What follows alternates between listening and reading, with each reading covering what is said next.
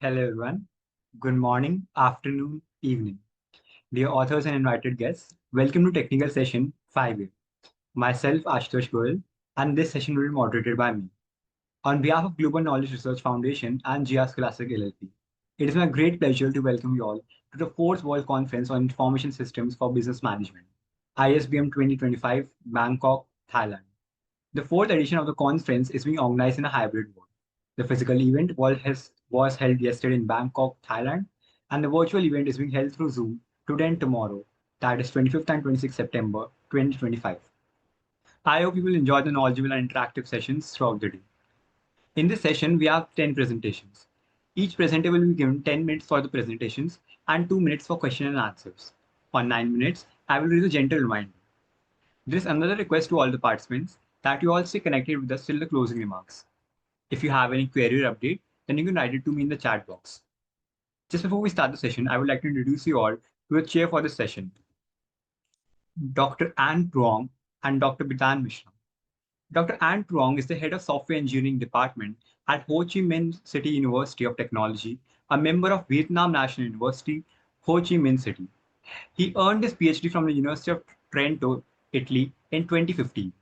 His research interests span businesses, intelligence, software development, information security and privacy, applied artificial intelligence, and Internet of Things. Thank you for joining us today, sir. I request you to kindly say a few words of encouragement to the participants.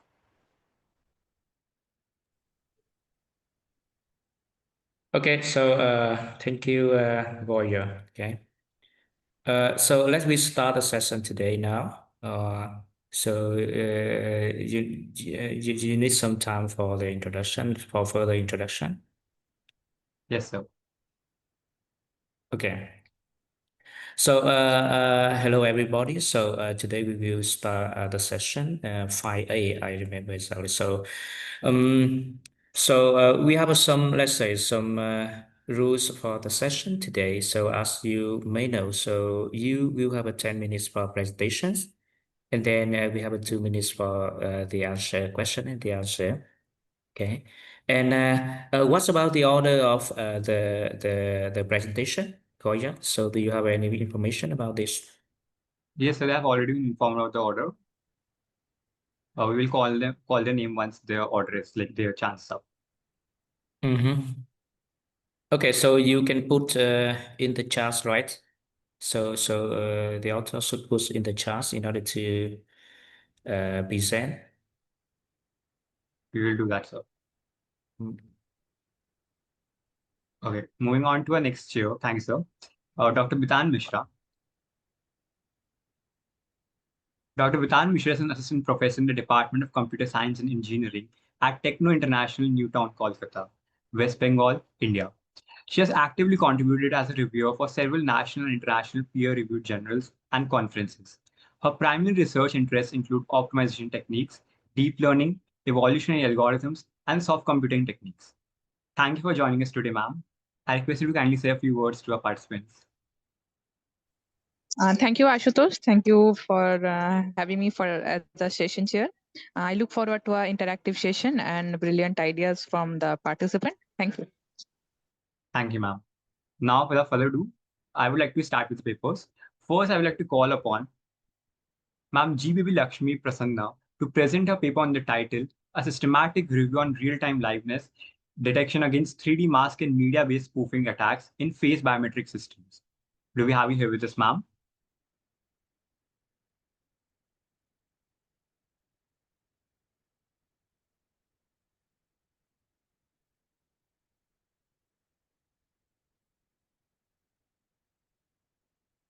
Do we have anyone else from the team with us?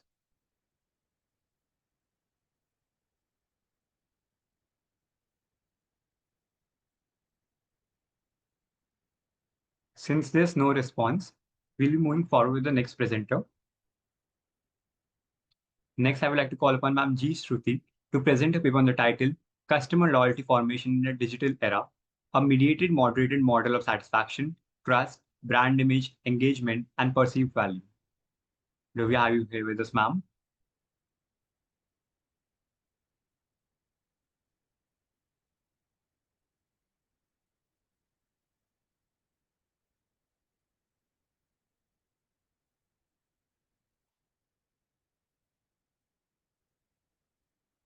Do we have anyone else from the team with us?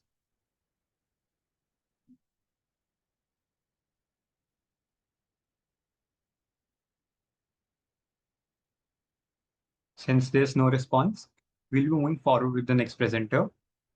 Next, I would like to call upon Sir Sri Shankar RS to present his paper on the title Digital Transformation in GST, a comparative study of tax compliance systems in South Indian states.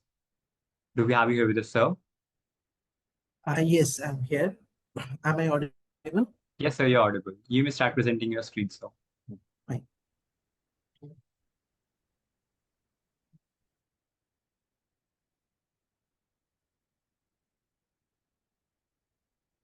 My PPT is visible No, sir. now. Yes, sir, it's visible now. Fine, thank you. Okay, so good afternoon, everyone. So myself, Sri Shankar, and I'm a research scholar in Amritsar Vishwavidyapitham in Kerala, India. So today, my topic is digital transformation in GST, a comparative study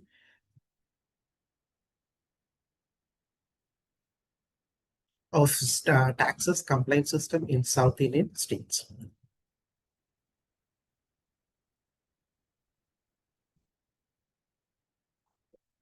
So going to the introduction part. So in India, GST was introduced in the year 1st July 2017, which was a reforms in the tax structure, which has become a biggest tax reform step in India.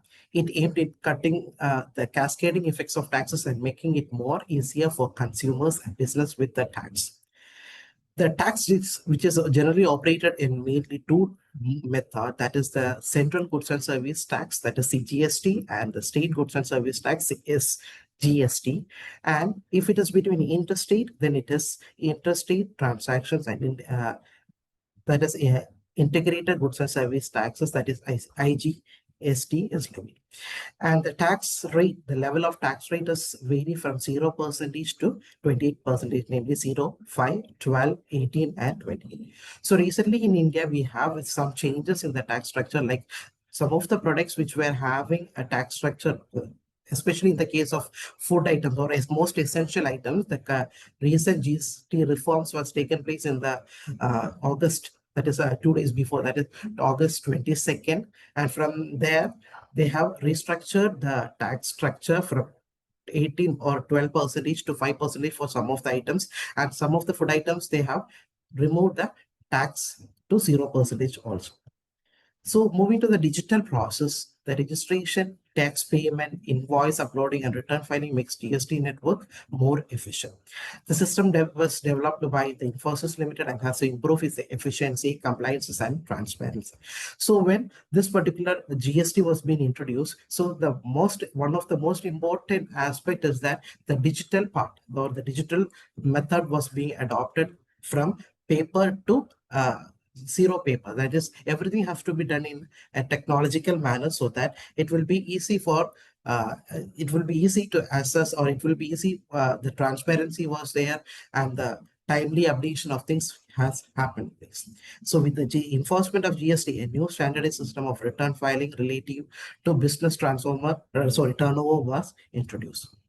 Moving to the methodology part. So we have used the quantitative, descriptive, and comparative research designed to analyze the year-on-year GST collection trends across 5 South Indian states, namely Kerala, Karnataka, Tamil Nadu, Telangana, and Andhra Pradesh from the fiscal year 2017-18 to 2023-24. So the study aims to interpret the temporal changes, assess the interstate variations, and draw policy implications. Secondary data on GST revenue was collected from the publicly available government sources such as Ministry of Finance for the time period 2017-18 financial year to financial year 2023-24. So the data analysis technique is used here as a trend analysis, which is used to identify and interpret the pattern of growth, stagnation, or decline in GST revenue over the selected period, and a comparative analysis for close rate comparison was conducted to evaluate the relative performance of each state. So this is actually GST collection for the state Karnataka. So in the first column, it is shown the year, and the second column, the amount which is collected in the form of GST in crores, and the year-on-year percentage is being mentioned here. So, and on the left, on the next part, it is showing that trend analysis. So from looking at that graph itself, we can analyze that it shows a growth. It shows an upward trend of GST collection in India with regard to Karnataka, and there shows a small decline. That is from the year 2019-20 to 2021-20. 2020 because of the COVID pandemic. So from there again, the state started to regain. So the same aspects is being discussed in the upcoming states also. Similarly, this is the graph which shows the GST collection with regards to Kerala. So here also, since the pandemic has affected our economy a lot, so we can see that there's a downward trend from the year 2019-20 to 21-22, but it shows a constant growth from there till now. So it shows a very good sign. Similarly, moving to the Tamil Nadu state also, the same condition applicable. And the case of Telangana and Andhra Pradesh also the same. That is in the year 2019 and 2019, 20 and 2021, it shows a kind of decline in the GST collection. But from there, the state started to regain, and now they are in the very good position. So this is actually a consolidated form of all these diagrams. So the first column shows that the year, second column, the state, like is Karnataka, Kerala, Tamil Nadu, Telangana, and Andhra Pradesh. So here I have used the year-on-year percentage changes in GST collection. So in order to find out this particular digits, I have used a year-on-year percentage change formula, that is current year minus previous year divided by current year into 100. So that's how I'm getting the year-on-year percentage changes for each and every states. So moving to this particular diagram, this is the diagrammatic representation of the GST change. So here it clearly shows that in the year 2000, from 2017, 18, 18, 19, it was showing a good high. But when it moves to 1920, that is the starting period of COVID, and when it moves to 2021, it shows that is the peak time in which the COVID affected the not only Indian economy, but everywhere, all over the globe.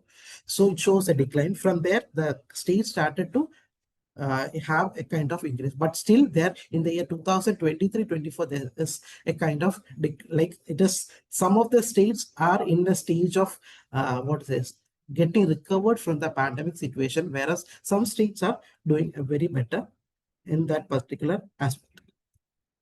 So this is showing the GST growth and recovery in South Indian states. That is, for example, first it shows the state, second column shows the highest growth rate in which year they have shown among the 5 or 6 financial years, 7 financial years, it shows that in this particular year, that is in the year 2018, it shows the highest growth rate, and it shows a lowest growth rate in the year 2020-21, and the recovery strength and the current status of each and every stage during 2023-24. So moving to the policy recommendation, we have to strengthen the GST compliance mechanism, support MSME, which is having a very good aspects of growth in Indian economy, that is medium, small scale industries and informal sectors transition. Improve digital infrastructure by investing in rural broadband and mobile platforms for GST filing, and deploy AI-based system for fraud detection and trend analysis. Economic diversification and industrial promotion by encouraging growth in manufacturing and highest GST yielding sectors, and strengthen logistics and warehouse infrastructure. Foster interstate knowledge sharing by facilitate learning from Karnataka and Tamil Nadu's best practices. States such as Karnataka, Tamil Nadu, and Telangana with higher ease of doing business ranking for Indian states based on business reforms actions. Report released by the Ministry of Commerce and Industry typically moved streamlined administrative process, better regulated frameworks, and improved infrastructure. These factors can encourage business registration, formalization, and compliances, which positively influences GST growth. More to the conclusion part, a balanced and inclusive strategy that could incorporate administrative improvement for technical innovation and strategic economic diversification is required to maintain good momentum of GST in India. The success of GST system will largely depends on how well the federal government and state government handle the changes issued on the ground, even if it's already significantly improved tax transparency and convenience of doing business. The micro, small, and medium enterprises, which frequently bears the brunt of regulatory changes, require practical support in addition to the increased compliances, which is why tailored policy inventions are crucial. So these companies can be significantly empowered. This company, as I said, MSME, significantly empowers and increase engagement in the formal sector, can promote by fortifying digital infrastructure, streamlining procedure framework by guaranteeing prompt access to input tax credit, better central state coordination, a persistent commitment to reforms, and deep awareness of regional and sector specific issues are all necessary to achieve its full potential as a vehicle for economic integration and prosperity. So these are the references which I have used for my study, and thank you. Thank you for your Okay. presentation, sir. Do you have any questions? Okay, so thank you. So for the audience, do you have any question or comments for this presentation? Okay, so I have a question for you. So in general, so do you research on the factors that may affect to the GST for each of the states? Sorry, sir. Sir, can you? So repeat? for example, you can see the results of the GST development in each of the states. But I mean, what are the factors that may affect to the result? Sir, one is that some of the policies which is implemented by some of the states, like some countries, some states are really supportive for this kinds of uh, uh, based on the requirement of the people. Like for example, in my cases, I can tell you that Andhra Pradesh is a state where they are having very less kind of industrial support. Like they are fully focusing on the IT infrastructure. So what happened is that as a result, majority during after this pandemic situation, what happened is that majority of the IT sectors are working from having option like work from home, where they're not required to come to the office. So those countries which are purely focusing on these kinds of IT based revenue, they are not getting, because the people will be working remotely from some other parts of the country. So what happens is, as a result, they are not able to raise that much fund. So which some of the states which is purely focusing on IT sector, they will not be having that much growth. So that particular state have to look into some other aspects where they can move forward for the development of that particular state. Okay. So thank you. Okay. I think that's this one is a good presentation, and I hope that's possible in order to let's say extend our research. So I think one of the direction that is to research on the main factors and the impacts of the factor on the GST result. Okay. Okay. So any question for the presentation, audience? Okay, so if I have no questions, so I think we should move to the next presentation. Thank you. Yes, sir.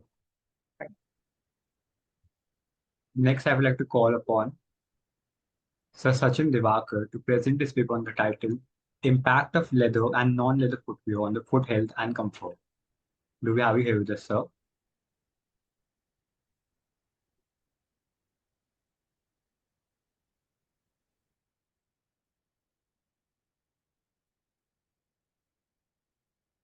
Do we have anyone else from the team with us?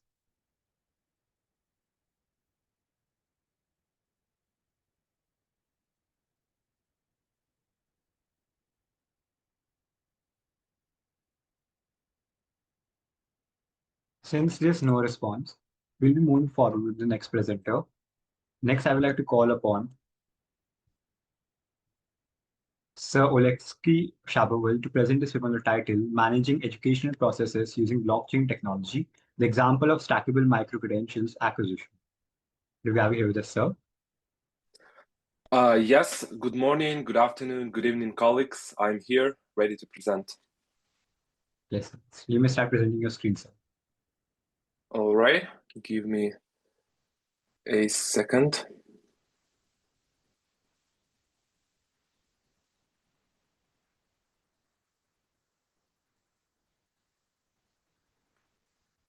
Mm.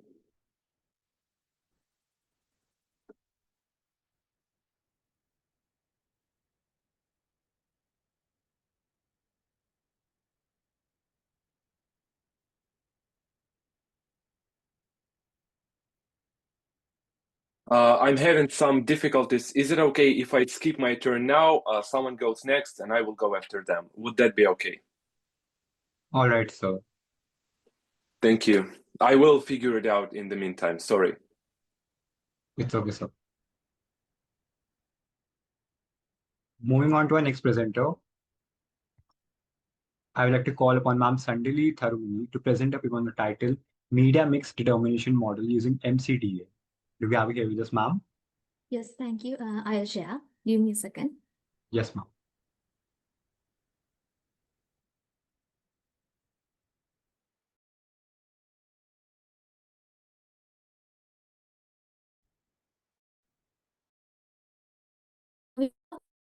Can you see this? No, ma'am. Yeah, not yet. Yeah. Not yet. It's visible No, now. Okay. I Yeah. have Yes. actually shared. Okay. Is it okay? Yes, ma'am. Thank you. Let me start. Good afternoon, all. I'm Sandali Tharumini, representing the research paper titled Media Mix. So without further delay, let's get started. Actually, find the meaning of the media mix determination.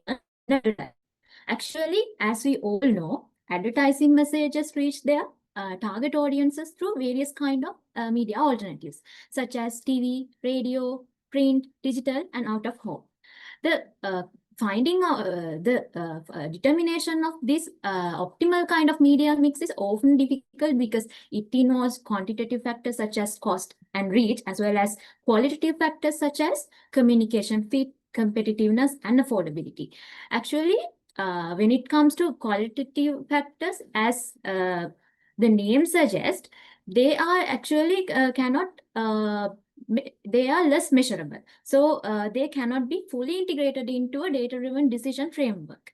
When it comes to the current context in advertising landscape, advertisers use actually unstructured methodologies because the existing literature lacks a structured decision framework for this kind of media mix determination frameworks. So the result is inefficient budget allocations and our research focuses on to answer the how to develop comprehensive, systematic, and campaign-specific media industry.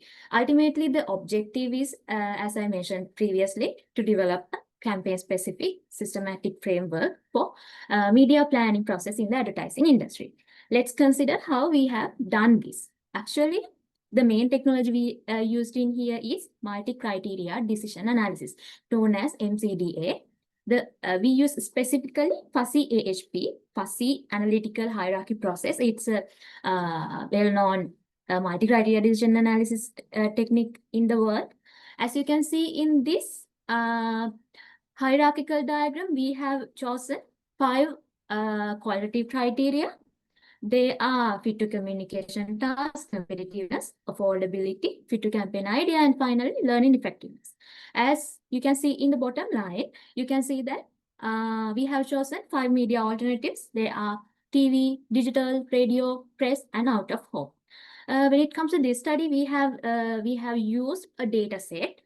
Actually, data set of expert opinions on pairwise comparisons of criteria and alternatives. It means we have used 5 industry experts in Sri Lanka, and we conduct an experiment to gather their judgments on pairwise comparisons between each criteria as well as each alternatives under each criteria.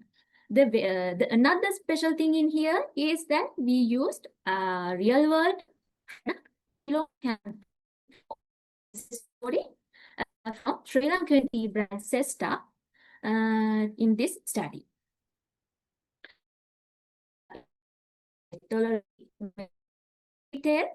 The first step involves in conducting a literature review.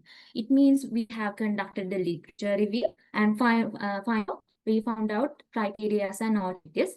Then we move to MCDA praise. It means the major thing in this praise is we have to conduct experiment, as I previously mentioned. So the first thing we have to do is design the pairwise comparison experiment. Then conduct the experiment for both cases, criteria level as well as alternative level. After that, we can obtain the expert judgments on pairwise comparisons. After that, we can convert them into triangular fuzzy numbers. Then we can compute pairwise comparison matrices. In this case, we have derived single metrics for main criteria and 5 matrices for alternatives under each criteria. Then, by using fuzzy AHP methodology, we have derived criteria weights and local weights. Then we have normalized and checked the consistency. With that, we can derive global weights. Global weights means the multiplication of local weights and respective criteria weight. Then we have derived weighted mean score, which serves as an overall effectiveness score. And finally, we can end up with the decision framework for media mix modeling. So these are the results. By using above methodology, we have derived these results. As you can see in this screen, we have derived relative weights for all of the criterions, local weights and global weights for all of the alternatives under each criteria. And finally, we have derived weight mean score. As I previously mentioned, global weights mean the multiplication of local weight and respective relative criteria weight. So let's interpret these results. First, relative weight. As you can see in this relative weight column, you can see that learning effectiveness is the key criterion. Fit to communication task and fit to campaign idea are secondary in media planning. Then you can see that affordability and competitiveness owns relatively low amount of relative weights. This means they are less prioritizable in media selection. Then moving to local weights. Local weights to some of the old aspects that local weights say us is that TV, we can say TV as a competitive media platform, and it's really fit with communication task of the campaign. Then digital, you can see that it's really affordable medium, and it's really fit with campaign idea, and it generates a higher amount of effective learnings that can be used for future campaigns as well. So as I previously mentioned, we have derived weighted mean score. It's a overall effectiveness score for all of the alternatives. You can see that digital is the leader. TV slightly lag behind, and you can see that radio, press, and out of home all are traditional media platforms. And also you can see that they own relatively less amount of scores. This means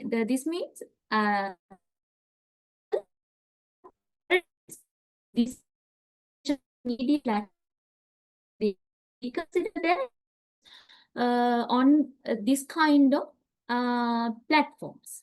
So to assess the reliability of the derived weightages, we have conducted the consistency analysis. In this consistency analysis, as per the general rule, consistency ratio should be less than 0.10 threshold, weights to be reliable. But in this case, you can see that some of the consistency ratios, as per shown in the red color, you can see that some of them are exceeding the given threshold. Actually, there is a reason for that. We have analyzed that the reason is in Sri Lanka, we have a relatively small advertising industry. It's really hard to and challenging to find sufficient number of experts in this kind of experiment. So, and also we have we see a variation in expert response. This may account for consistency ratios leading the threshold. However, we proceed with this results because present the according to the literature, this kind of there is a lack of a structured methodology. This kind of structured methodologies in the literature, and considering the base this study provide is theoretically and practically significant, although the consistency it's the because of some sort of reasons. So with this, to sum up all the aspects that we have talked today, so far we have built a systematic campaign-specific media mix determination framework in advertising industry. And also we have selected optimal media mix using 5 quality criteria and 5 medium alternatives such as TV, radio, press, digital, and out of home. As per the results suggest, digital is the leader, TV is slightly lag behind. Digital emerged as the most effective channels, while learning effectiveness is the key criterion. The future works of this study includes dynamic weighting mechanisms, periodic re-evaluation, as well as new levels of media type breakdowns. So with this, we reach to the end of the presentation. Now it's time to Q&A. Okay, so thank you, Sonali. Any question from the audience?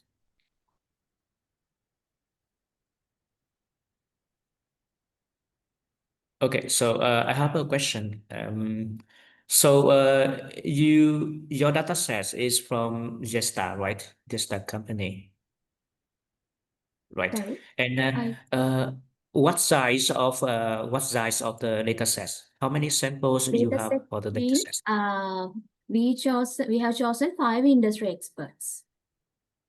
Sir, Five. 5 industry experts. Yes, sir. Okay, 5 experts. Okay. Okay, so and then you evaluate the 5 criteria. Yes. 5 criteria, right?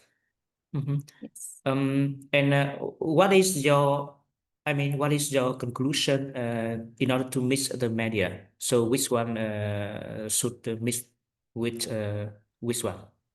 So you have 5 medias, let's say digital, TV, I don't remember exactly, but I mean finally, so which one can combine to which one in order to make the advertising to be more effective? It means you asked me the conclusion of this study. Yeah. Yes. According to the results, digital is the according to digital is the TV is slightly lag behind overall. TV and digital are the overall best performance. Okay. According to this campaign and this type of advertising campaigns.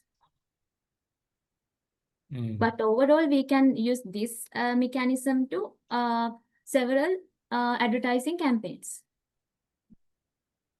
Okay. So I got it. Okay, thank you. Thank you. Any further question from audience? Okay, I have a question. Have you performed any statistical analysis? Not ma'am, we have used fuzzy and fuzzy HP. It's a multi-criteria decision analysis framework. In here, we have used only MCDA technique. Okay, thank you.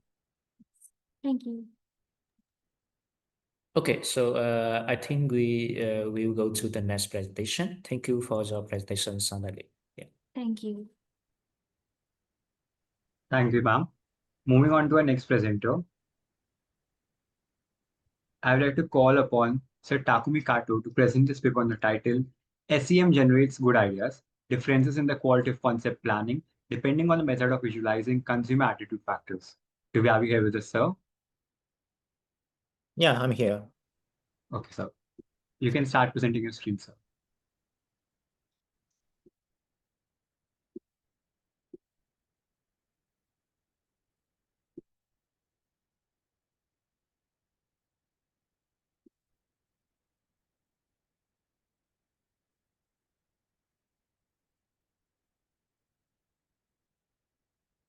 Can you see my slide?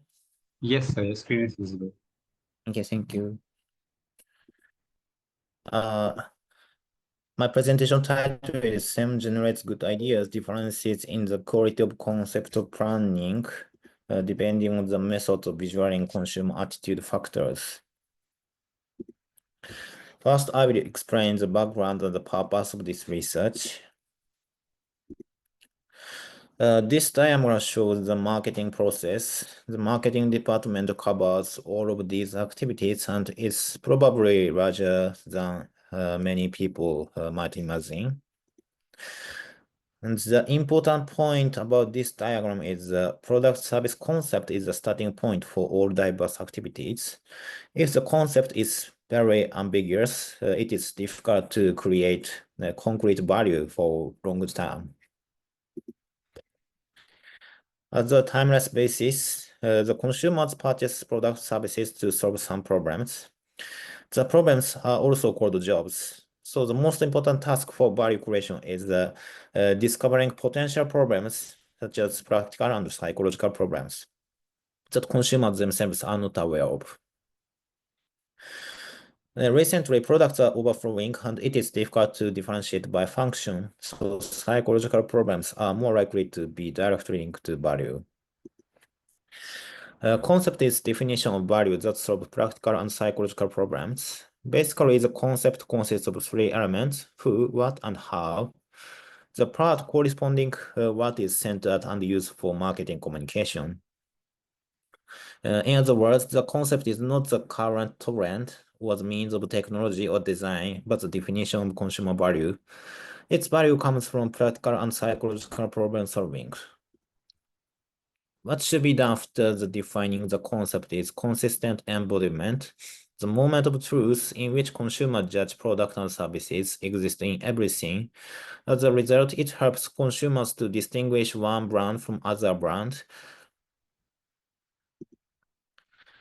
Concepts serve as a starting point for all ideas and criteria for decision making. When the concept is ambiguous, the idea for embodying it is often forgotten. And the purpose is often changed in the pursuit of performance and multifunctionality. This slide shows the issue recognition and purpose of this research. The reason why concept increases the productivity of idea generation is because information is aggregated, meaning there is no information overload. Now that digital technology has become widespread, it is possible to use a large amount of consumer data and the insights gained from it. However, several organizations cannot utilize data effectively due to information overload, which lead to reduces employee productivity and poor decision making. So a dilemma exists regarding how excessive data richness leads to reduced productivity.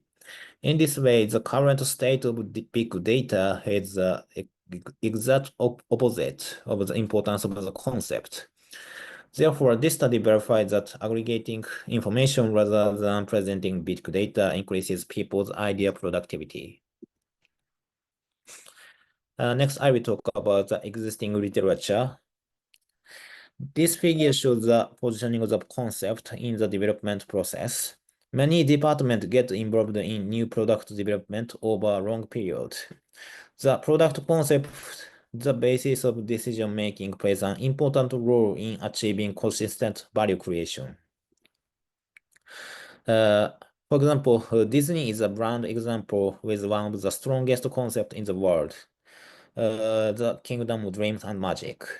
Visitors who enter Disney Resort often feel as though they are entering a different world because Disney's brand concept is truly embodied in the theme parks, landscape design, services, music, and human resource development efforts.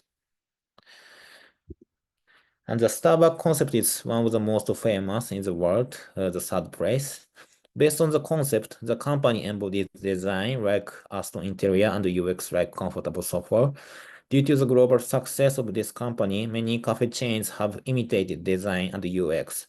However, there is very few examples of building a strong brand from its followers. One of the causes is the lack of the concept. This is a result of brand loyalty factor evaluation of Starbucks. The upper left is a diagram showing frequently used words from the brand image text in Starbucks users. Then concept, product, store, staff belonging to them were defined as shown in upper right. As a result of extracting factors from brand image text and evaluating them, it became clear that the concept contributes the most brand loyalty. In this way, loyal consumers tend to feel the values for the concept. This feature holds true for Apple and Dyson as well. In this way, the concept is essential to building a strong brand. And this concept is also important for technology development. For example, this example is autonomous driving technology. Many automotive manufacturers show the technology concept like this, autonomous driving supported by connected technology. However, this emphasizes only technology performance by connected technology, so people cannot find what is this value for the consumers. Another example is this. This is AI assistant technologies. With the recent artificial intelligence trend, this concept is also becoming more common. This is autonomous driving with an AI assistant service. But this is same with technology-driven concept because people cannot find what is a value for them. This concept is entertainment, which IT companies tend to emphasize when they enter the automobile industry. For example, Sony Honda emphasized this concept. However, this is very ambiguous for the variable for consumers. That's why we developed the concept of comfortable space without a sense of the movement. Existing automakers hate this idea because many of their employees love driving. However, many people dislike driving because it's tough work for them. So this concept, we think it's very variable. And last one is safety, because autonomous driving is now the technology development process on the now. So safety is top priority for so far. As a result of randomized control trial, compared to connected technologies, comfortable space and safety is more variable than that. So concept is very important for autonomous driving. Sorry, Kaito. But you only have 2 minutes to finish our presentation. Okay. So concept is very important for idea generations. I induced this hypothesis. The number of ideas based on the factors of consumer attitudes increases when they are shown using SAM rather than MRA. I showed the control group for MRA, the big data analysis result like this. On the other hand, for same group, we show the same result like this. To test the hypothesis, we use ANOVA to detect differences in the number of concepts between the 12 control groups and 12 treatment groups. And to test hypothesis 2, we evaluate the most promising concept from each groups.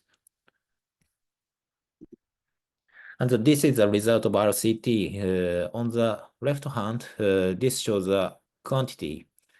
The number of concepts was 3.25 in the MREG big data group and 2.5 in SEM treatment group. So the SEM group had fewer ideas. However, the quality is more variable for treatment groups. Presumably, the motivation to generate the more ideas decreases once a good idea is generated through SEM. Companies should proactively introduce SEM as a form of knowledge management for big data accumulated within the company in order to reduce information overload among employees and improve their capabilities. Assuming that human process capabilities are limited, so methods for visualization data and stimulate them ideas should be designed. That's it. Thank you. Okay, thank you. Thank you for your presentation. So for audience, do you have any question and comments for this presentation? What does the p-value represent here? What do you mean when you are saying that p-value is less than equal to 0? Sorry, could you say again? The p-value that you have given in the table and the graphs, p-value, that some cases you are showing that it is less than 0. What does that indicate?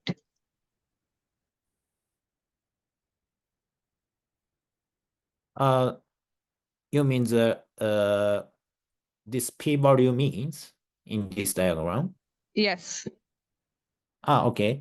On the left side, the number of concept people generated ideas based on the big data result or same result. On the right side, the concept attractiveness by evaluated by out of consumers, and the score is compared among control group and treatment groups. And we use ANOVA test for this RCT result.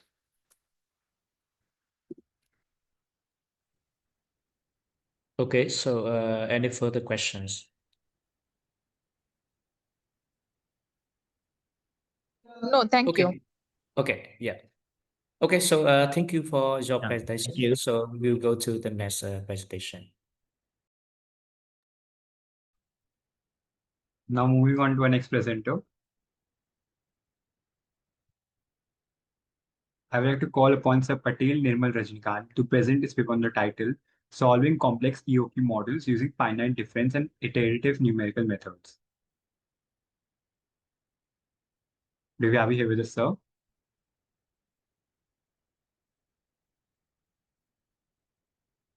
Yes, sir. Okay, sir. You may start presenting your screen, sir. Okay. A note to all to both the chairpersons that Sir Patel will be presenting two papers. So this is his first paper.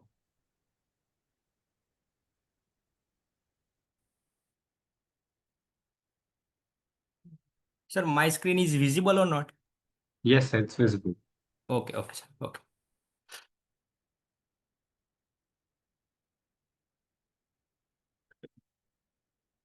My name is Patel Nirmal Rajnikant. I am PhD scholar for the Pacific Academy of Higher Education Research University, Udaipur, Rajasthan.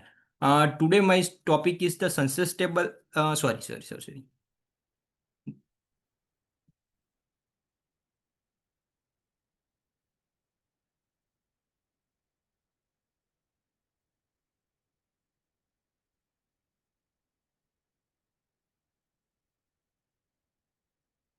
बोले पहली PPT नहीं खुलती हाल जी. So currently we cannot see your screen. Wait, sir. Wait.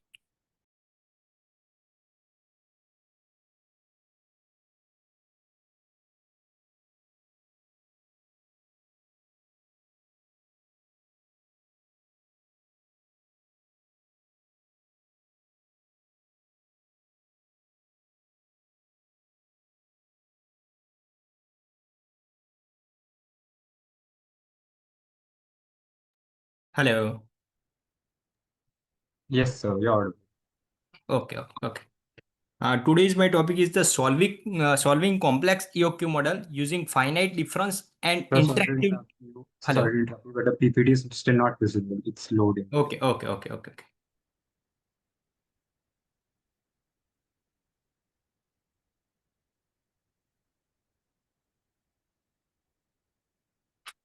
Visible? Not yet.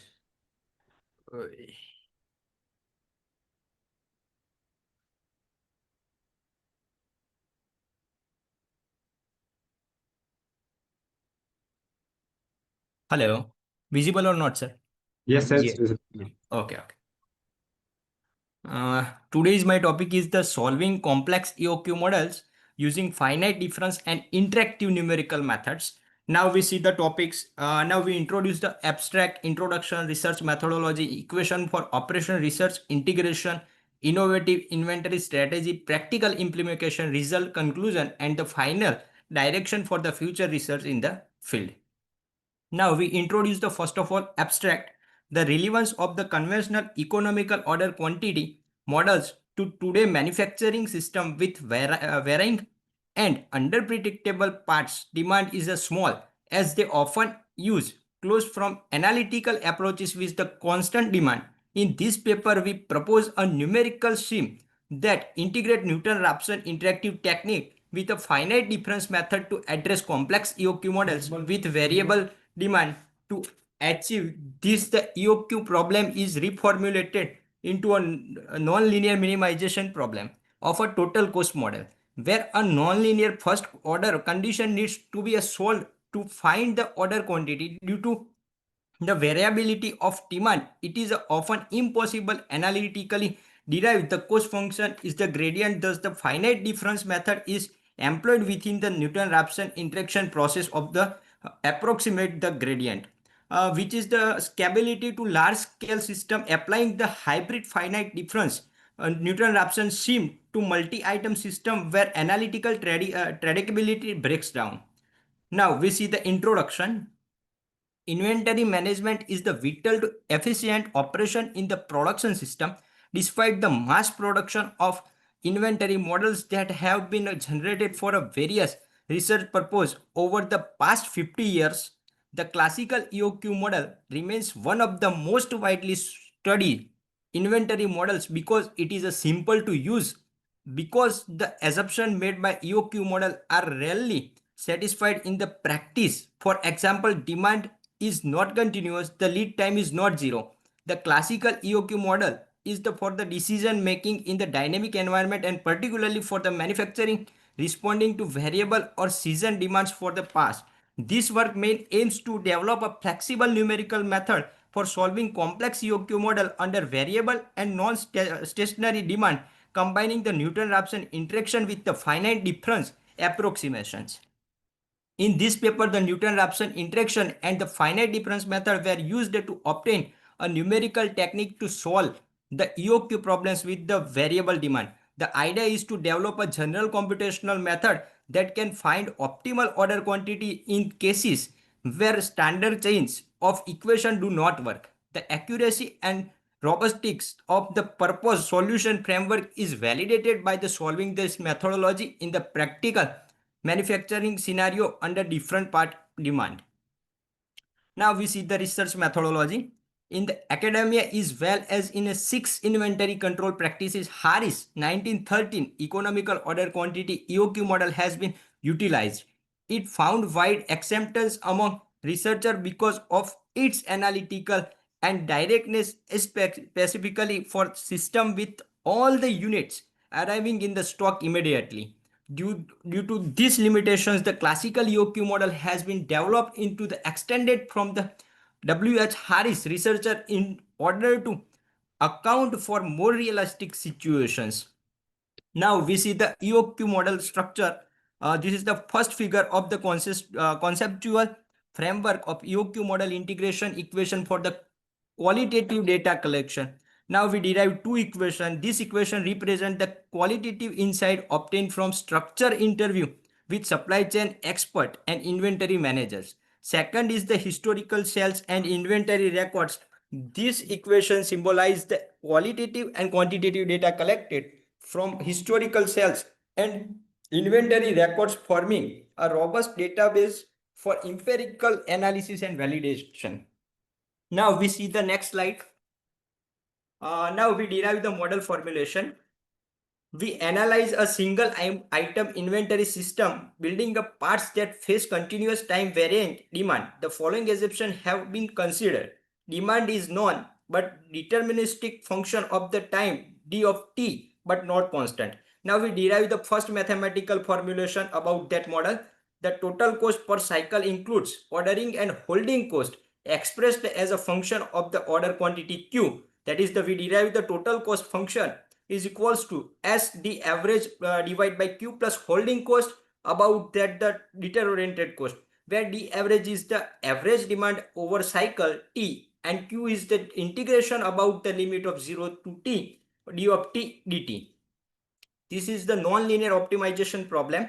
To minimize the total cost, we take the first derivative of total cost about Q with respect to Q, yielding a non-linear equations we derive that is equals to 0.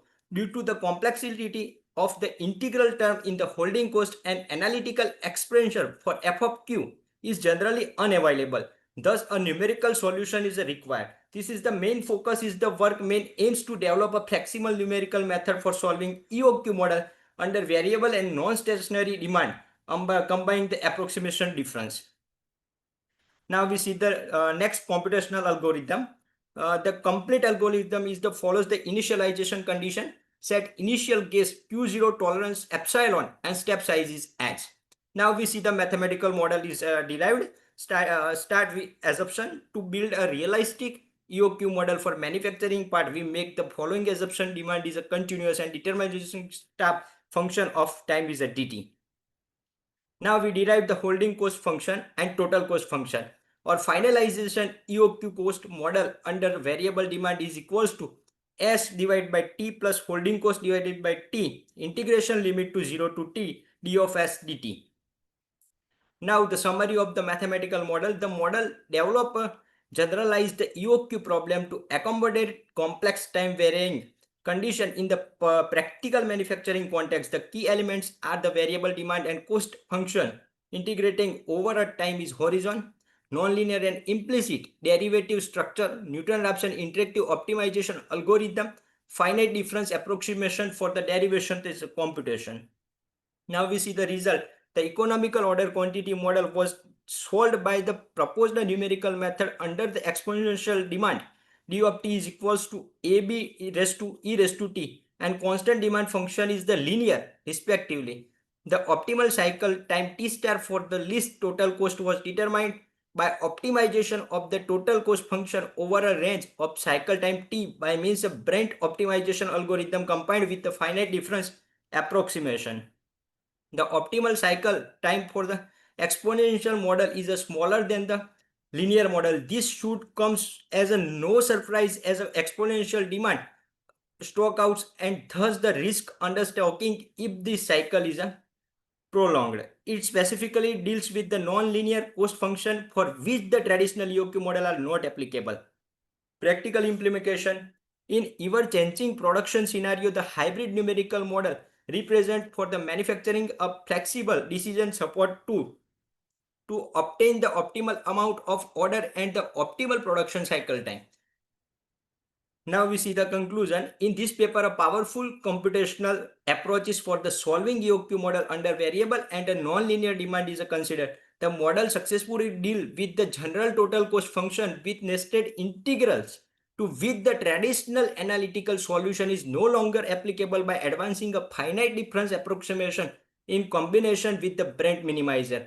For both linear and exponential demand patterns, it effectively identifies the optimal cycle times and their resulting minimizing cost, and it performs well over the demand levels. Integrating the framework yield a relaxedly solution methodology that is not dependent upon the close from the derivative, resulting into the great flexibility in the use of the paradigm on practical manufacturing floor with uncertain time varying demand.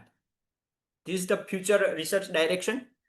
This is the main five keyword: strategic demand, multi-item system, lead time validity, back ordering and shortage, hybrid integration. By referring and extending this work, this framework, more gaps can be alive between the theoretical inventory models and the strategic structure of modern supply chain. Thank you. Thank you. Thank you for the presentation. So, any question and comments from the audience?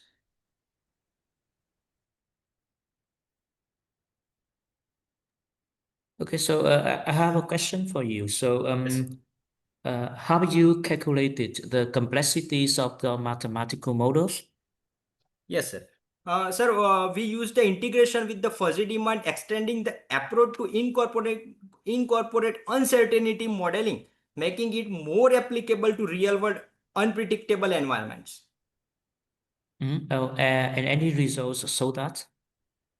The scalability to large-scale system applying the hybrid finite difference Newton Raphson seem to multi-item system where analytical traditional breakdown. Okay, okay. Okay, so thank you. Thank you Thank for you. the presentation. Thank you. And you move to the next one. Thank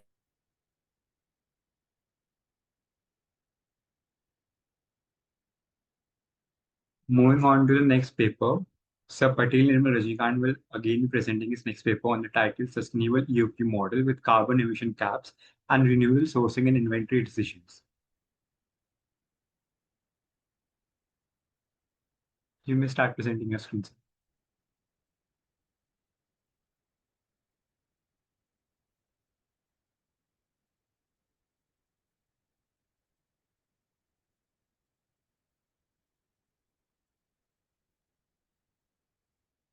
Hello. Yes, sir, you're audible, but the PPT is still not visible. Screen is not visible. Okay. The screen is visible, but the PPT is not open. Okay. PPT is visible? Yes, sir. The next my topic is the sustainable EOQ model with carbon emission caps and renewable sourcing in the inventory decision. Now we see the first of all abstract. We provide a rationale on how business can adapt inventory control technique and the simultaneously integrated sustainable strategies to reach economical goals. The main aim of this work is to develop a sustainable version of the EOQ model that incorporates carbon emission caps and renewable sourcing constraints a business to minimize total inventory cost while meeting environmental and regulatory requirements. It seeks to provide actionable insight on how emission limits renewable sourcing decision affect order quantity, order frequency, and overall cost. Now we see the introduction. The increasing of the global climate change has placed a significant pressure on the industries to reduce their environmental footprints. Governments and international bodies have responded with the regulatory aimed at limiting greenhouse gas emission, complaining business to incorporate sustainability into their operational strategies. Among these, supply chain inventory management practices are the critical areas where both economical and environmental efficiency can be achieved.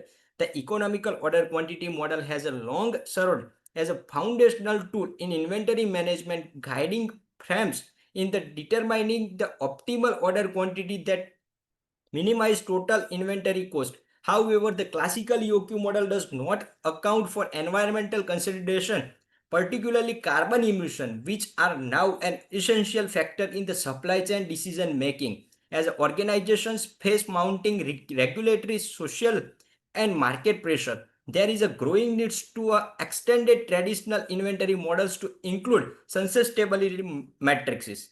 This is my conceptual diagram. Now see with the derive the model, the certain of the sustainable EOQ model that takes into account two environmental factors, a carbon emission caps and the possibility of obtaining some inventory from renewable sources is the presented in this section. The goal is to meet this sustainability constraint while minimizing the overall cost of inventory. Now we first of all derive our notations. we like a use in the mathematical model. Like D is the annual demand, Q is the order quantity, S is the ordering cost per order, H is the holding cost per unit per year, CR is the unit production cost from renewable sources, CC is the unit procurement cost for conventional sources, ER is the emission per unit for renewable sources, EC is the emission per unit from the conventional sources. About that, now equation for the economical order quantity is EOQ is equals to square root of 2ds divided by H, where D is the annual demand in the unit, S is the ordering cost per order, H is the holding cost per unit per year. Now we see the function total cost function.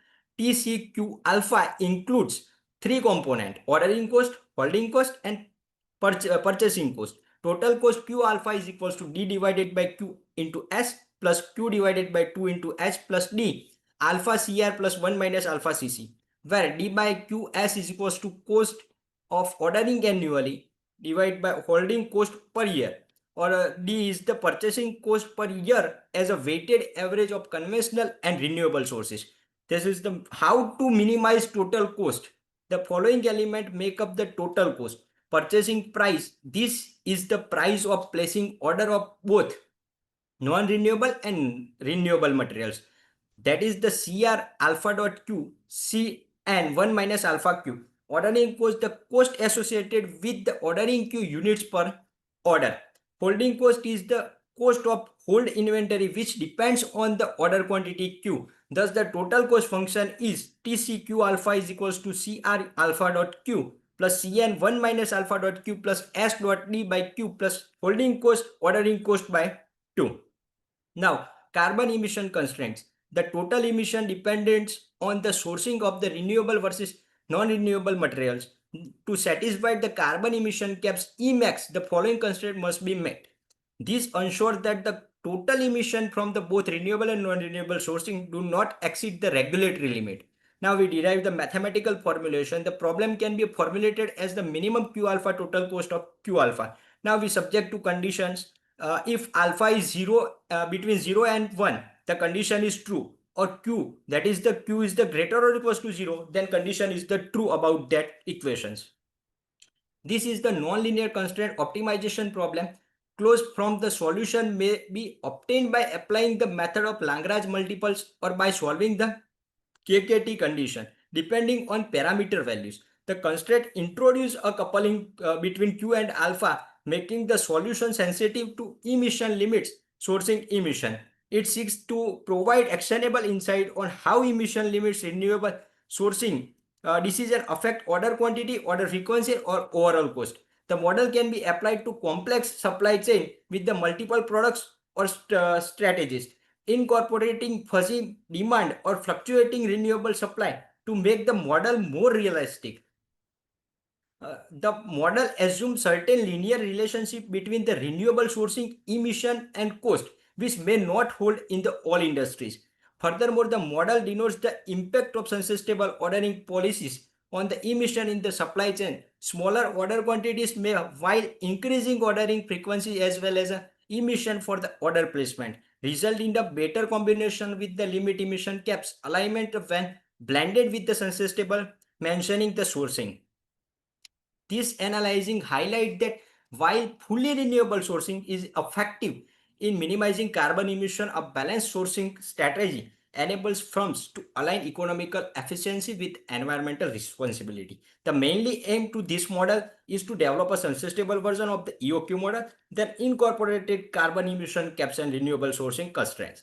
In summary, this sustainable EOQ framework not only offers practical tools for the decision makers but also opens avenues for the policy alignment, making it a valuable contribution to both operation research and environmental policy document.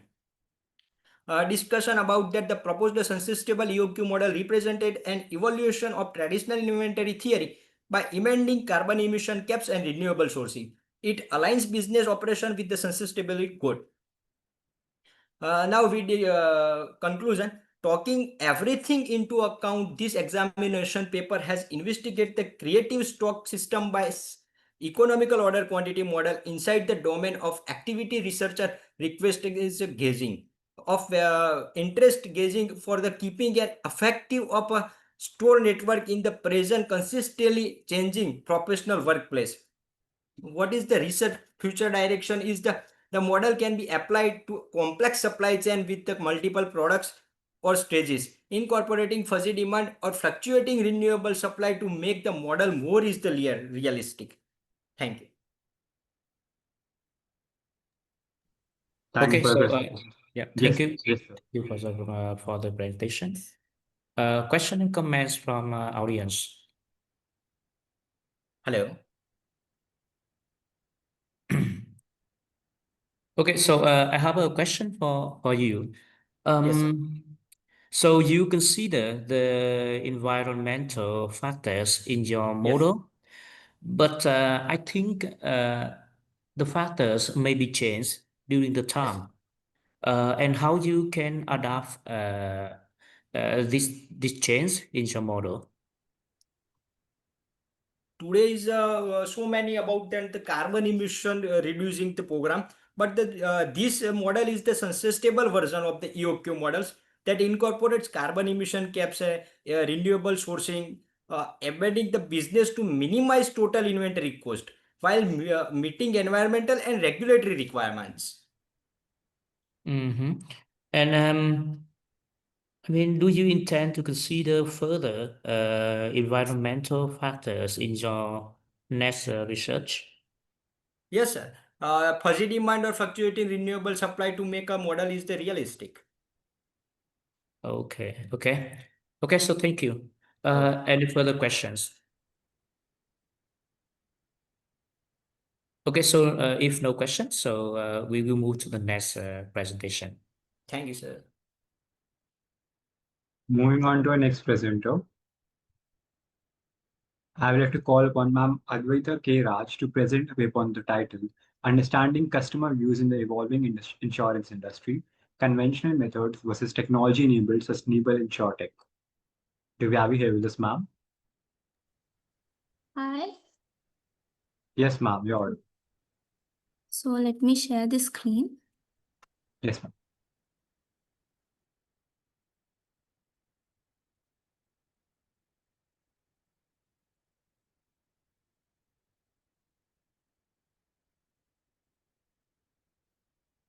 Okay, is it visible? Yes, ma'am. So I am Advaita Keraj, final year MCOM student from Amrita University, Kerala. So today I am going to present on the topic Understanding Customer Views in the Evolving Insurance Industry, Conventional Methods versus Technology-Enabled Sustainable InsurTech. Before we dive,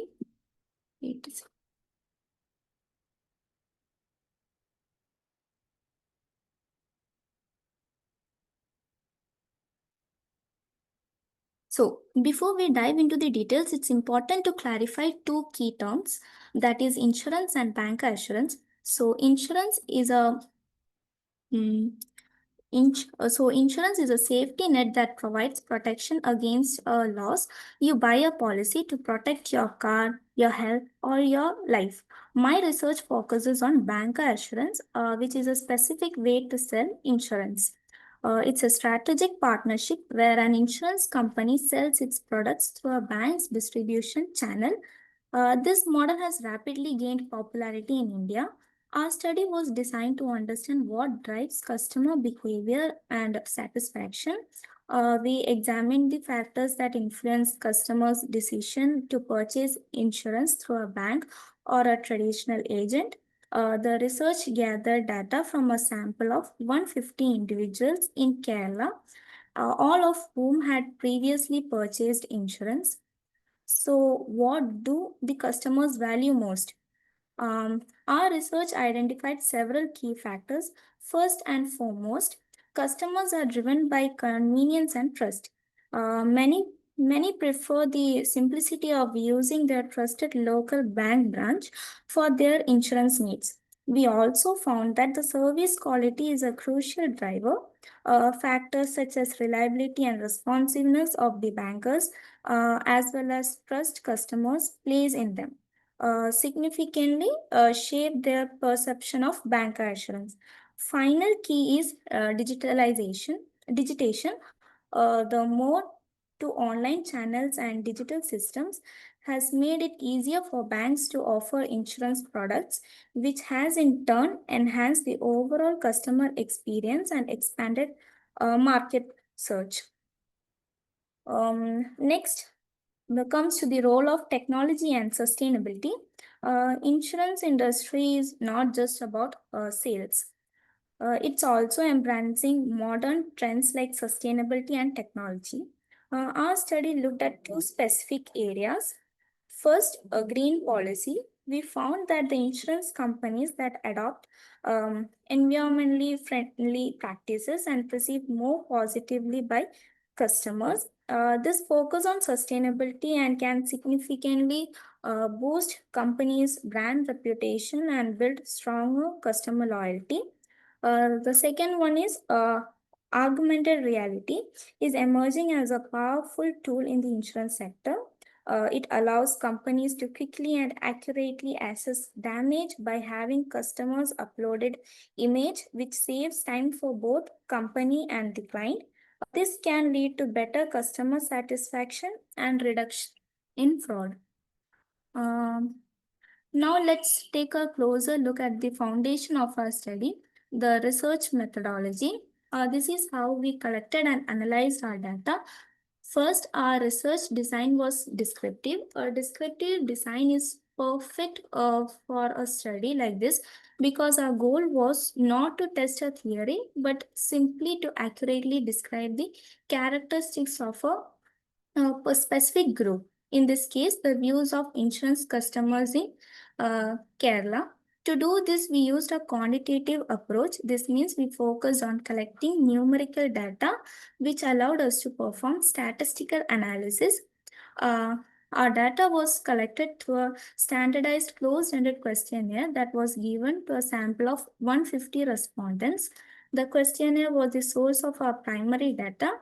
However, our search also relied on secondary data. This includes a comprehensive review of existing academic papers, journals, and articles.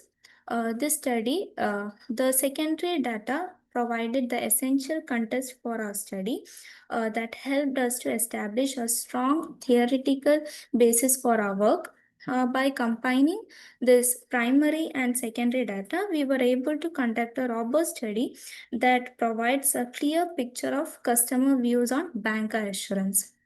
Now let us look at the most important part of our study. First, we found a significant difference in awareness. A large majority of our respondents, nearly 69.2%, were already familiar with the idea of buying insurance through an agent. In contrast, only about 20% were familiar with bank assurance. It also reflected in the overall satisfaction with traditional agents is extremely high, while satisfaction with bank assurance is significantly lower. This led us to our main finding: customers show a strong preference for agents. They are more aware about them and they are more satisfied with the experience of agents. Now let us look at the critical finding about the future of insurance industry. As the chart clearly shows why the industry is pushing for digital solutions, the customers themselves are hesitant. The tallest bar by a significant margin represents a large number of respondents who are unlikely to use a digital app to buy insurance. This tells us that for now, many customers in this market prefer traditional in-person channels. They still value a personal interaction and trust that comes with buying a policy from an agent or a trusted bank rather than purely digital platform. Now let's look at a key finding about emerging technology. As you can see, we asked our respondents about using a new technology like augmented reality for insurance claims. The results were very clear. The majority of our participants of total out of 150, 115 said they were not comfortable using AR. This is a crucial finding because it highlights a significant barrier to the adoption of new technologies in the insurance sector. This tells us that any new technology must be designed with extreme simplicity and ease of use in the mind, or it may struggle to find widespread adoption. Now let's look at a specific group of people that showed some interesting behaviors. Those working in banking and financial services, as these individuals are likely to take insurance as they are informed about financial products and understand the importance of protecting their wealth. We also found that being in the financial sector, they are more inclined to adopt banker assurance. This is likely due to the natural synergy between banking and insurance services. They see the convenience of a one-stop shop where they can handle both banking and insurance needs. Corporate service employees are more familiar with bank assurance, valuing its convenience and showing greater interest in diverse products.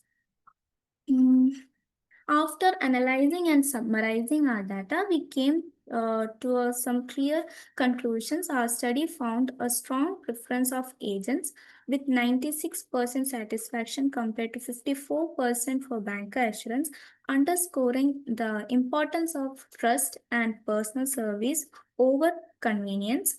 Most respondents, 86.6%, were aged 25 to 35, with Alapura contributing the highest share, 50%, followed by Kollam, 38%, and Trivandrum, 12%.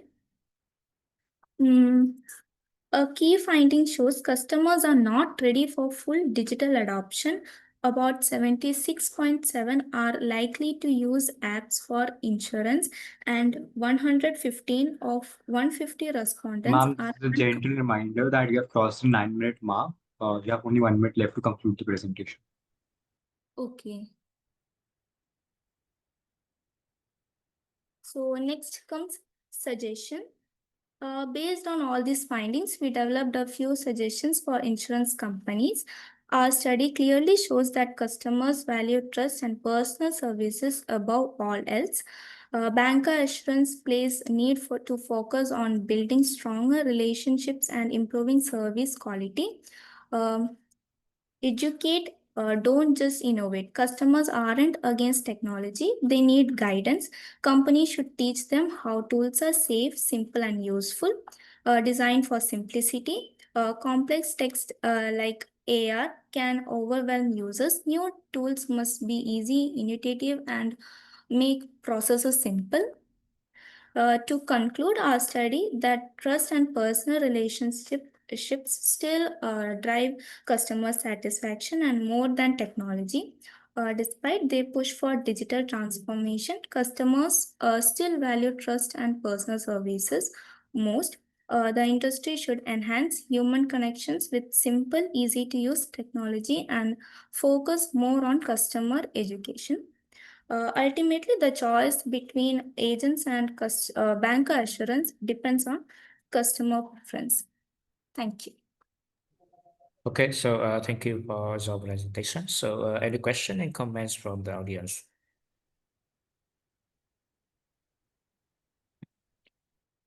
Okay, so I have one question. So you consider two data sets, one from the questionnaire and one from the research article, right? Yes, sir. Okay. What are the difference between them? And as I saw in your presentation, so you only consider the first data set, the data sets from the questionnaire. What about the other one? Sir, like it's a common quantitative research method where we are gathered information from a group of people through a structured questionnaire. So it's 150 response from North Kerala, South Kerala, and Central Kerala. So like the average satisfaction score of banker assurance significantly different from average satisfaction score of, it was a huge difference. Like most of them are preferring agents or traditional group in this situation. Okay, I understand. So okay. So thank you for your presentation. So we will move to the next one. Okay. Thank you, ma'am. Now I would like to call again Ma'am G.V. Lakshmi Prasanna to present a paper on the title A Systematic Review on Real-Time Liveness Detection Against 3D Mask and Media-Based Spoofing Attacks in Face Biometric Systems. Do we have it here with us, ma'am? Yes, sir. Okay, ma'am. Thank you. Thank you for the recording. Ma'am, your voice is not audible properly. Could you speak a little louder?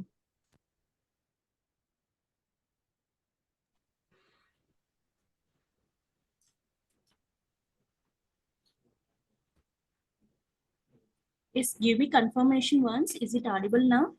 Yes, ma'am, it's audible. Yes, thank you. I will share my screen.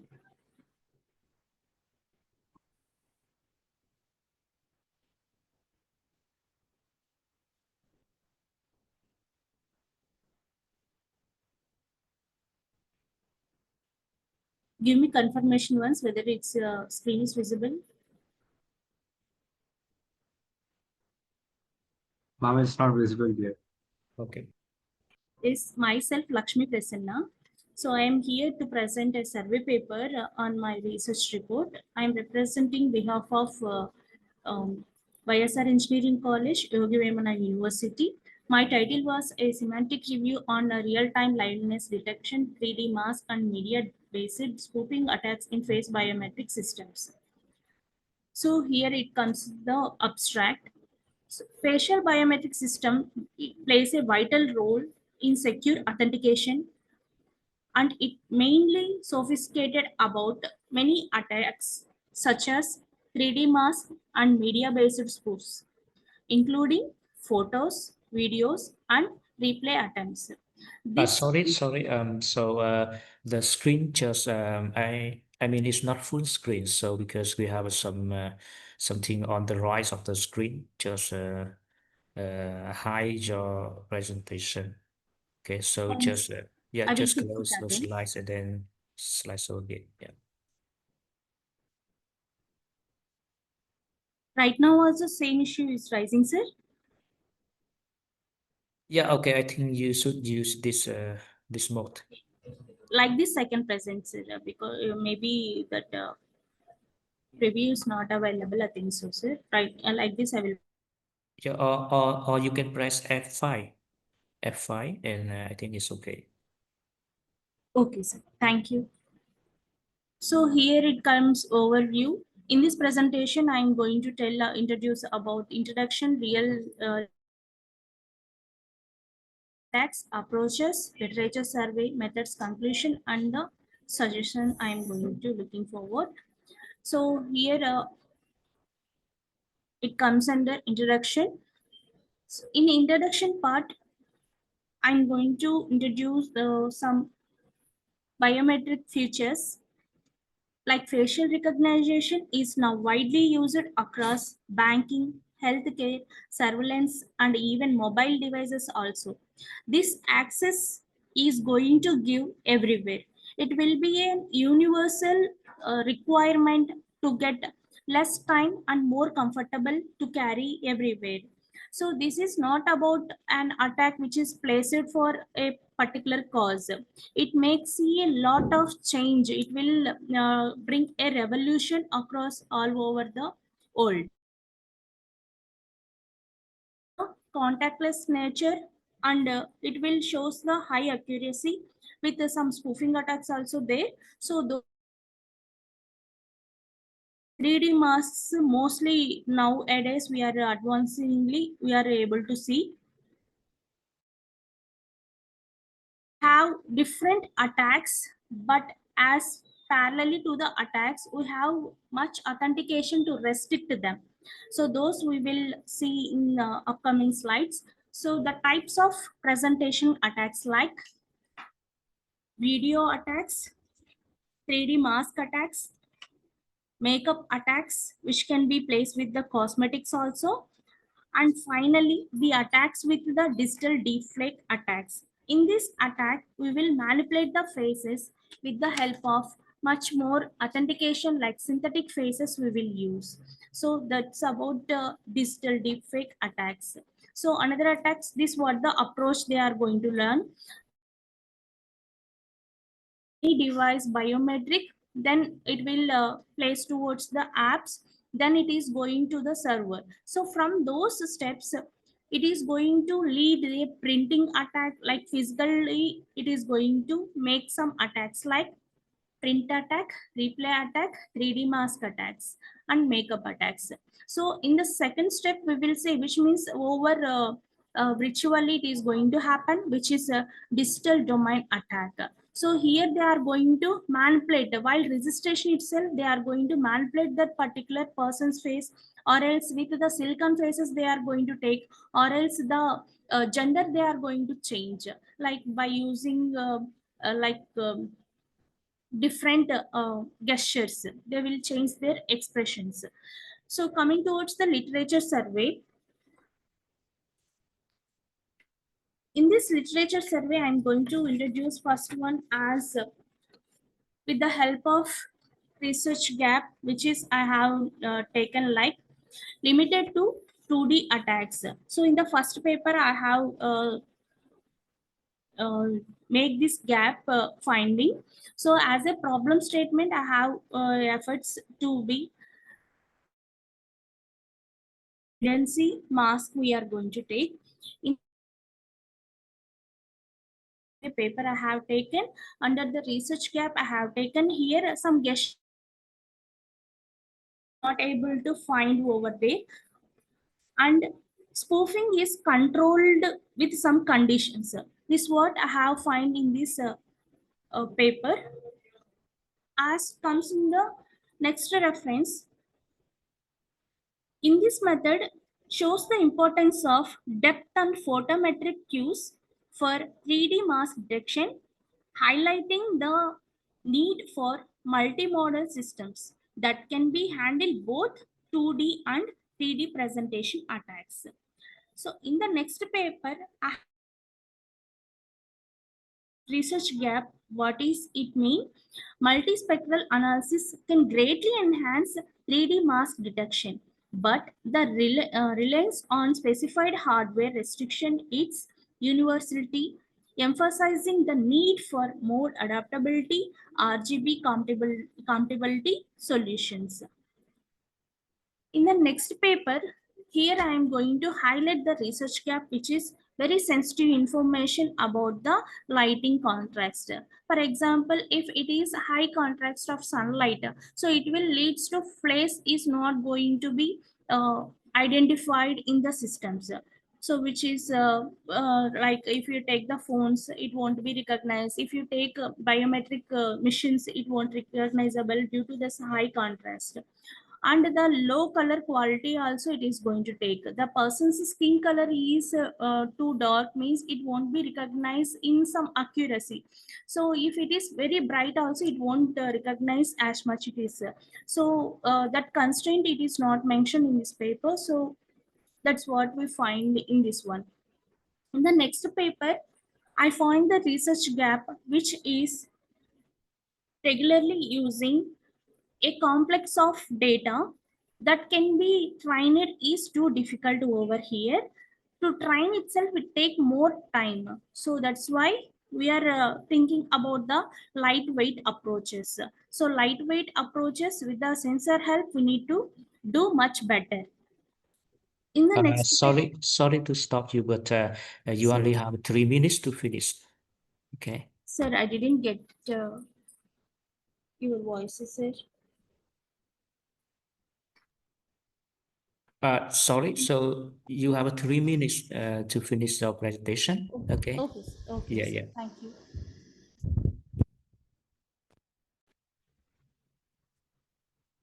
So now it comes under traditional methods. In these traditional methods, the existing methods we have used regularly. So from this constraint, we are not able to get that much effectiveness. So then we are moving towards the advanced approach. In this advanced approaches, we have a blinking of eyes is not a permanent solution. So turning the head also is not a permanent solution. So we are thinking forward to get. So these are those challenges. We are securing our data as well as much employment we are going to give for developing security attacks defensing purpose. So I'm concluding my paper.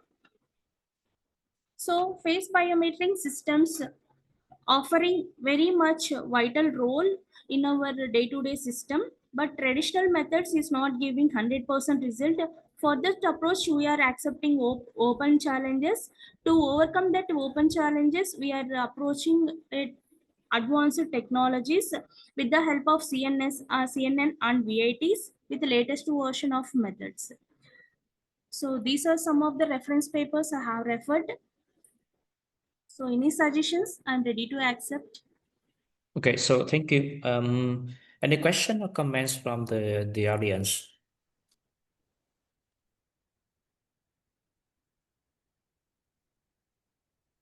Okay, so I have a question for you. So you reviewed the state-of-the-art approaches in order to, let's say, in order to recognize the presentation attacks, right?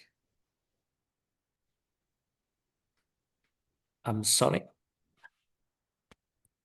It's completely a survey, like review paper only. Yeah, but I mean, in your research, so do you have any suggestion in which approach you should apply in order to prevent the presentation attack? Which one is the best one? Like Which one is the best fast approaches? we are going to use now, sir. So that type of restriction I need to make over there. Like usually we have traditional version with blinking of eyes if it is a 3D mask also. Then they approach it with turning their head. If they are going to make such attacks. So we are very much aware of that to know that such type of phishing is going on. So. Okay, okay. Okay, so thank you. So any question from the audience? Okay, so thank you for your presentation. So we will go to the next one. Thank you, ma'am. Thank you, ma'am, for your presentation. Moving on, I would like to call again Ma'am G. Shruti to present a paper on the title Customer Loyalty Formation in the Digital Era, a mediated moderated model of satisfaction, trust, brand image, engagement, and perceived value. Yes, sir. Do we have you here with us, ma'am? Yes, sir. Good afternoon, sir. Yes, ma'am. Yeah, am I audible? Yes, ma'am, you're audible. Oh, let me share the screen.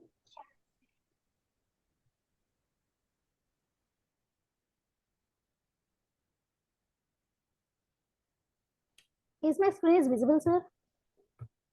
Yes, ma'am. Yeah. Good afternoon, everyone, the respected professors and the fellow researchers. I'm J. Shruti from Amrita School of Business, and today I will be presenting a study on customer loyalty formation in the digital era, a mediated moderate model of satisfaction, trust, brand image, engagement, and perceived value. Coming to the index, the flow of this presentation will cover the abstract, introduction, literature review, methodology, theoretical framework, finding and suggestions, conclusion, and the future considerations and references. Moving on to the next slide. Our study originates from an important gap in the existing literature, while prior researchers has examined satisfaction, trust, and brand image separately. It has overlooked their combinations, efforts on loyalty, Customer engagement has been less studied as a mediator in digital settings, and perceived value has rarely been tested as a moderator in emerging markets like India. Therefore, we aim to explore how engagement and value contributed to loyalty in the digital era. Here, when we look into loyalty is a critical for business as it drives repeat customers and referrals. Its key drives are satisfactions, which builds emotional connection, trust, which reduces the uncertainty online, and brand image, which shapes customer choices. We propose that the customer engagement mediates these relationships while perceived value moderates the engagement loyalty link. Moving on to that, let me discuss the literature review says. The existing literature tells us the loyalty ensures long-term brand advantage, satisfaction reduces switching, and trust building reliability, especially in online. Brand images shapes customers' perceptions, while customer engagement acts as a bridge that converts these rational drives into the loyalty. Perceived value enhances the bridge, making the engagement more impactful. This brings us to the research questions. Do satisfaction, trust, and brand image significantly influence the engagement, and how do engagement and perceived value together impact the loyalty? Now I will explain our methodology. We conduct a quantitative cross-sectional study using a structural equation modeling. Data were collected from 406 Indian online shoppers through a validated questionnaire on a 5-point Likert scale. A pilot with 30 responses ensured the clarity and reliability. Model fit was tested with standard lines indicate CFI, TLI, and RMSEA. Moving ahead, let me explain the conceptual framework of this study. So, a conceptual modeling is built on relationship marketing theory and customer engagement theory. We propose the customer engagement mediates that influence our satisfaction, trust, and brand image on loyalty. Additionally, perceived value moderates the relationship between the engagement and loyalty, enhancing the loyalty when customers perceive high value. And going to the next slide, here I would like to say 3 theories guided our study. 1. The relationship marketing theory emphasizes long-term bonds built on trust, satisfaction, and brand image. Coming to the next one, customer engagement theory explains how engagement or cognitive, emotional, and behavioral transforms relationship into the loyalty. And coming to the final one, the engagement value framework suggests how perceived values makes engagement outcomes stronger. Moving on, let me present our findings. The result confirmed the engagement mediator between 41 to 47% of the effects of satisfaction, trust, and brand image on loyalty. Perceived value strengthens the engagement loyalty link, through which diminishing returns with value of extreme high. All constructs demonstrate strong reliability and validity. To summarize, the customer shown above average engagement and loyalty when satisfaction, trust, brand image were positive. Let me highlight the key suggestions. We recommend strengthening engagement through interactive and personalized digital experiences, enhancing perceived value by focusing on product quality and realistic benefits, and building the trust and brand image through transparency and ethical branding. Using the analytics to identify the dissatisfaction early is also crucial. And also the businesses must focus on the long-term value of co-creation to sustain the loyalty. And in conclusion, the customer engagement is a crucial mediator linking between the satisfaction, trust, and brand image to loyalty, while perceived value acts as a moderator. Together, engagement and the value provide the key to sustaining the digital loyalty along the trust and the strong brand value. And coming to the future considerations can explore this model across the industries like fintech, healthcare, and test across the different culture for wider applicability. And this includes the emerging techniques like AI and immersive tools, and longitudinal studies could also examine how engagement and value contribute to the customer lifetime value. And this study is supported by the insights from the recent researchers, articles, and publishers in reputed journals, and references are listed here for the completeness. Thank you. Okay, so thank you for your presentation. So any question or comments from the audience?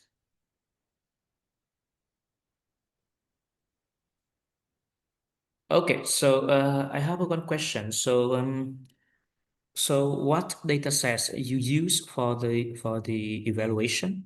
Like the quantitative data sets, around the 406 people in the India who are using the who mostly use the digital platform. We have done a survey. So based upon that, we have did the analysis, and we got the result like 41 to 47% of the people confirm that the engagement mediates between the satisfaction, trust, and the brand image on loyalty. Okay, so have you considered the other data sets related to, for example, the culture and the location, blah blah? So many factors may affect to the results, right? As like the so can I get your question, please, again?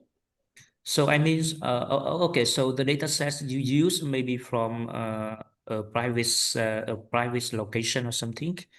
I want to see, I mean, the results where you could see the large data sets, like the data sets from the other state, the data sets from the other culture or something. No, sir. Mm-hmm. Like, it doesn't like other state or other culture. It's a combination of the results. Okay. Okay, so you can see the six factors, and conclude that PV. I don't remember exactly the name, but PV is that is the most influence factor, right? Like you're asking the most influencer factor, sir. Yeah. So like the most influencer factors was the brand satisfaction, sir. Okay. Okay. So I got the point. Okay. Thank you. Thank you. Further questions or comments from the audience? So no questions. So we will move on to the next presentation. Okay. Moving on to the next presenter, I would like to call again Sir Sachin Divakar to present his paper on the title Impact of Leather and Non-Leather Footwear on Foot Health and Comfort. Do we have you here with us, sir?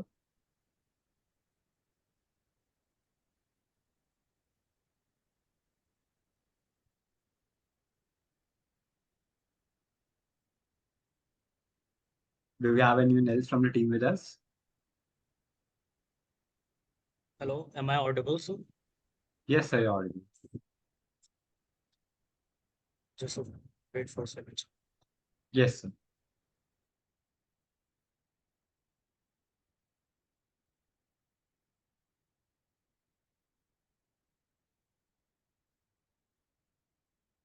Sir, may I know is my screen is visible or not? Yes, sir, your screen is visible.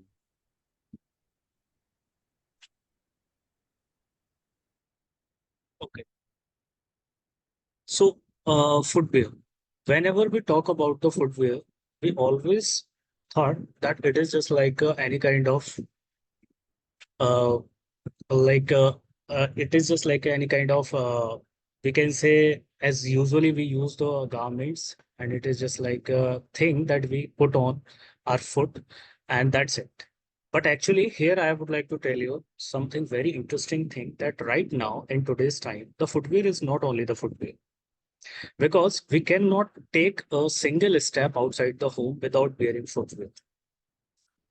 Whenever we thought about the walking, we usually like to wear the sport shoes, which are made from the non-leather materials.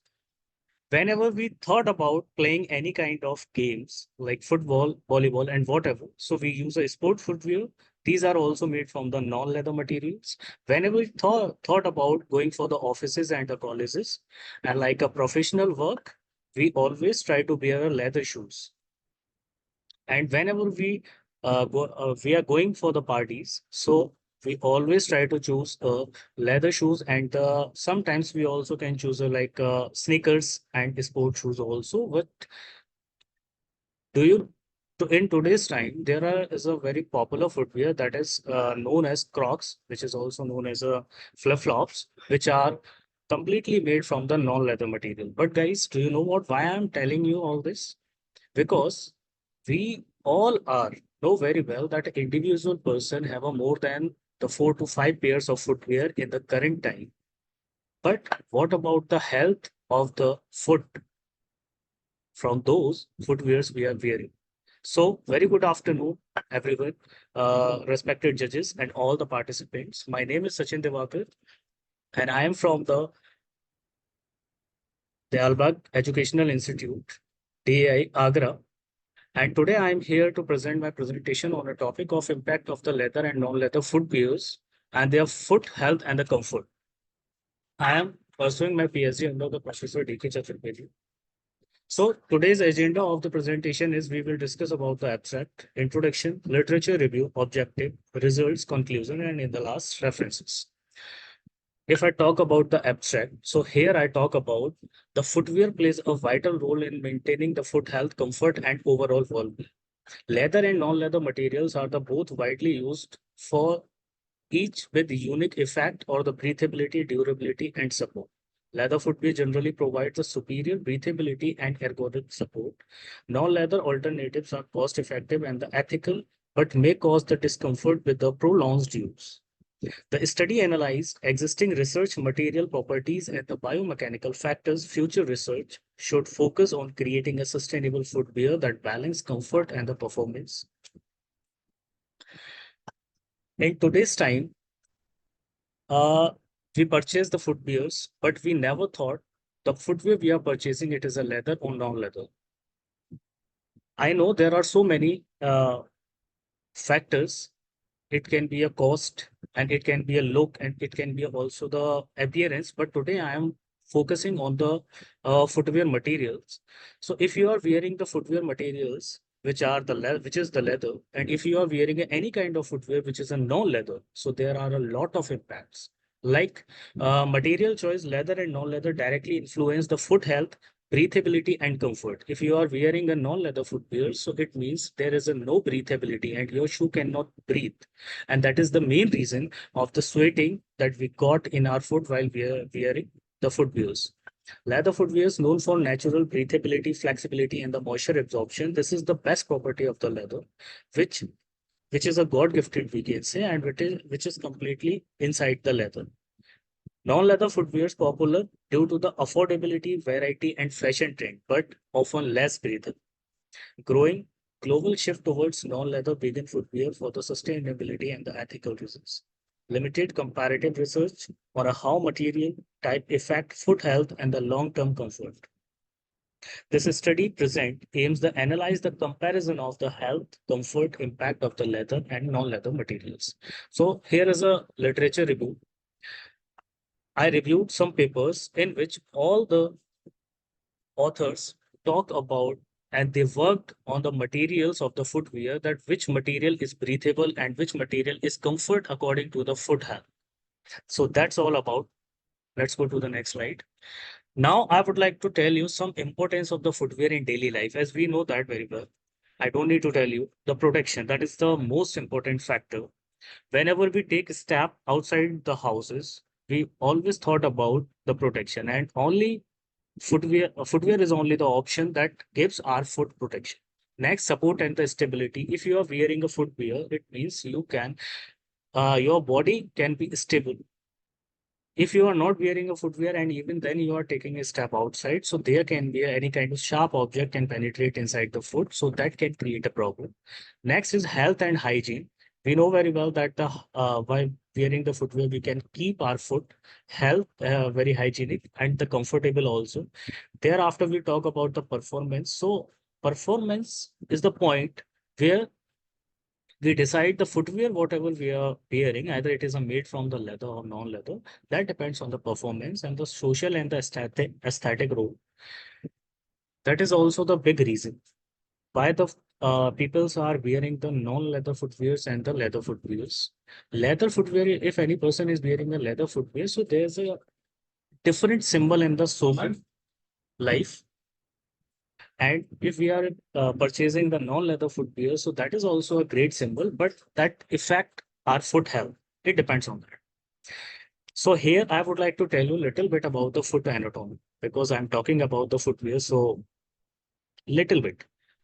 Let me tell you about the foot anatomy. So in our foot, there are total 26 bones, 33 joints, and 19 muscles, and cover the 100 ligament and tendons. And they're divided into the three regions. First, a hand foot.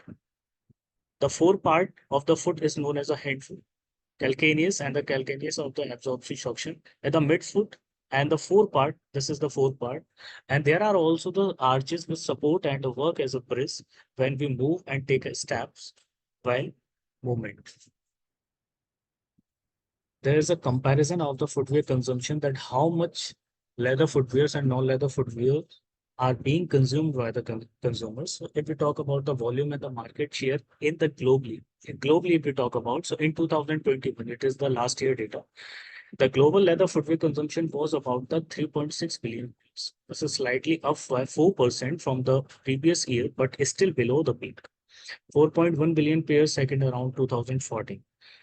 And if we talk about the value trend and forecast level, so the current value wholesale is 82.8 billion, depending on the sources. And the forecast suggests the sluggish growth of the volume, that is 0.5% CAGR through the 2035, and somewhat better growth is value 1.3% CAGR as price, premium, quality, and differentiate. If we talk about the non-leather footwear materials, so non-leather footwear like a synthetic, textile, rubber, plastic is rising up popularity, especially in the casual, aesthetic, and the ego fashion categories, only because of their demand and their price. A large share of the global footwear production is non-leather. In many reports, 86% of the footwear by volume is non-leather. If we talk about some of the export data, so leather versus the rubber, plastic, and non-leather materials, like in export volume, rubber and the plastic footwear dominates 50%. And then the textile with the leather much lower, that is the 15% exported pairs. But in export pair, leather footwear has a strong position and contributes to 38% of the global footwear. And the value of the non-leather textile and the rubber footwears is contribute 29 to 30%. If we talk about the consumer preferences, that what consumer want, so younger consumer, the millennials, Gen Zs, like are mostly likely to choose the non-leather because it is there are lots of varieties and lots of designs and lots of colors in the non-leather materials. So this is a gentle reminder that you have crossed the 9-minute mark. You have only 1 minute left to conclude the presentation. Yeah. Sure. Okay. There are some rising concerns, the metric and the fashion priority and the comfort priority. Non-leather footwear can be the comfortable, but it is not the fruitful for the foot health. And the health priority, if we talk about the same in that case, and if we talk about the delivery.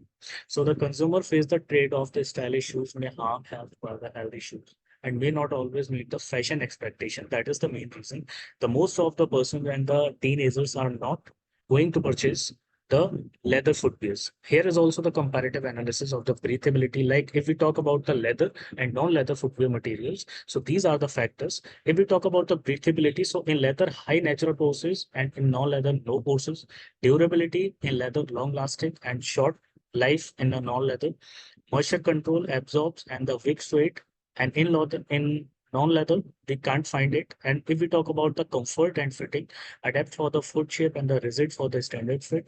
Cost, leather footwears are, we know very well that are the higher in the cost, but the non-leather, they are lower, more affordable, but they are not eco-friendly and as well as for the skin friendly also.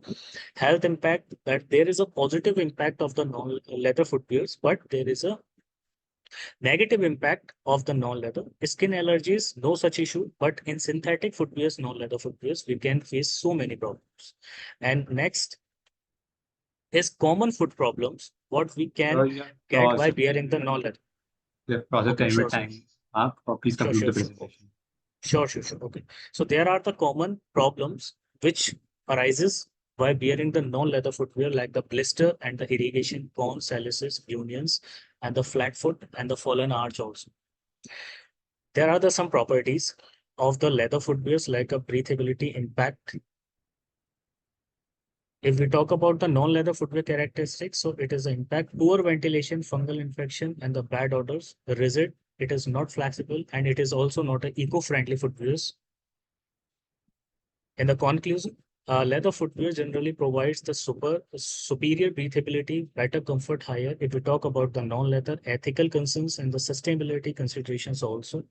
A balanced solution involves the investing in the innovative materials, developing alternative that mimic leathers, and assuring the environmental sustainability. If we talk about the future research and directions, so there's a bioengineered leather alternatives and the breathable synthetic materials.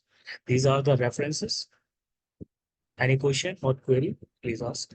Okay, so thank you for your presentation. So any question or comments from the audience?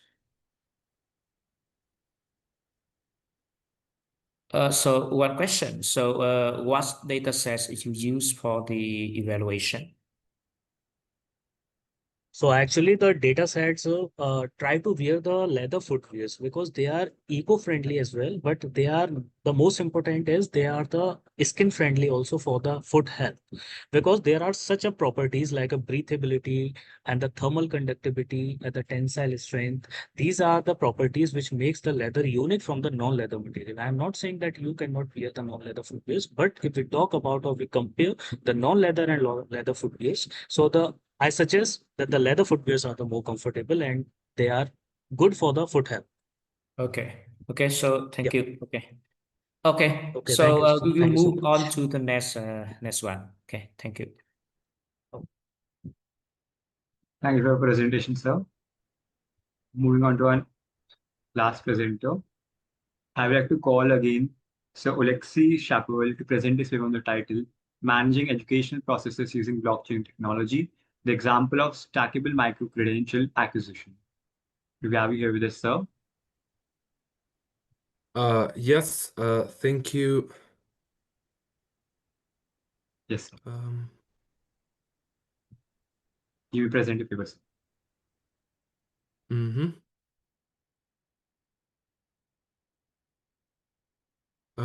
Just a second. Is there maybe some issue with the rights for presenting? Because I when I click screens, I don't see anything. It's like I can only share documents for some reason. Second, sir. Okay.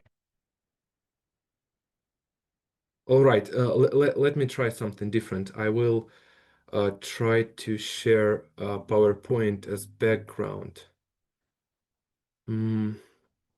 Maybe it will work. Just give me a second.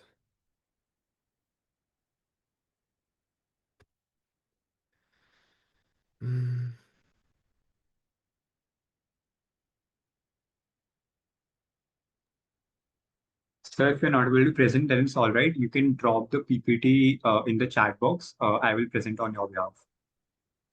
Okay, if I will try to do my thing again, and if it doesn't work, I will send the slides right now. Okay. Right, let's try it like this. So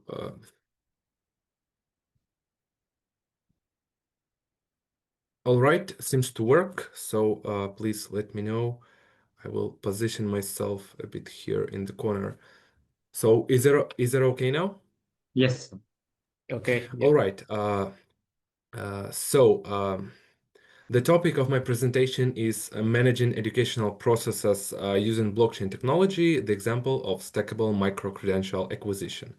I would like to start with the problem statement. So the reason this research came to life in the first place is because in the modern knowledge economy, which is driven by largely driven by digitalization, the demands for the way we are acquiring knowledge and what kind of knowledge we are acquiring, they are changing.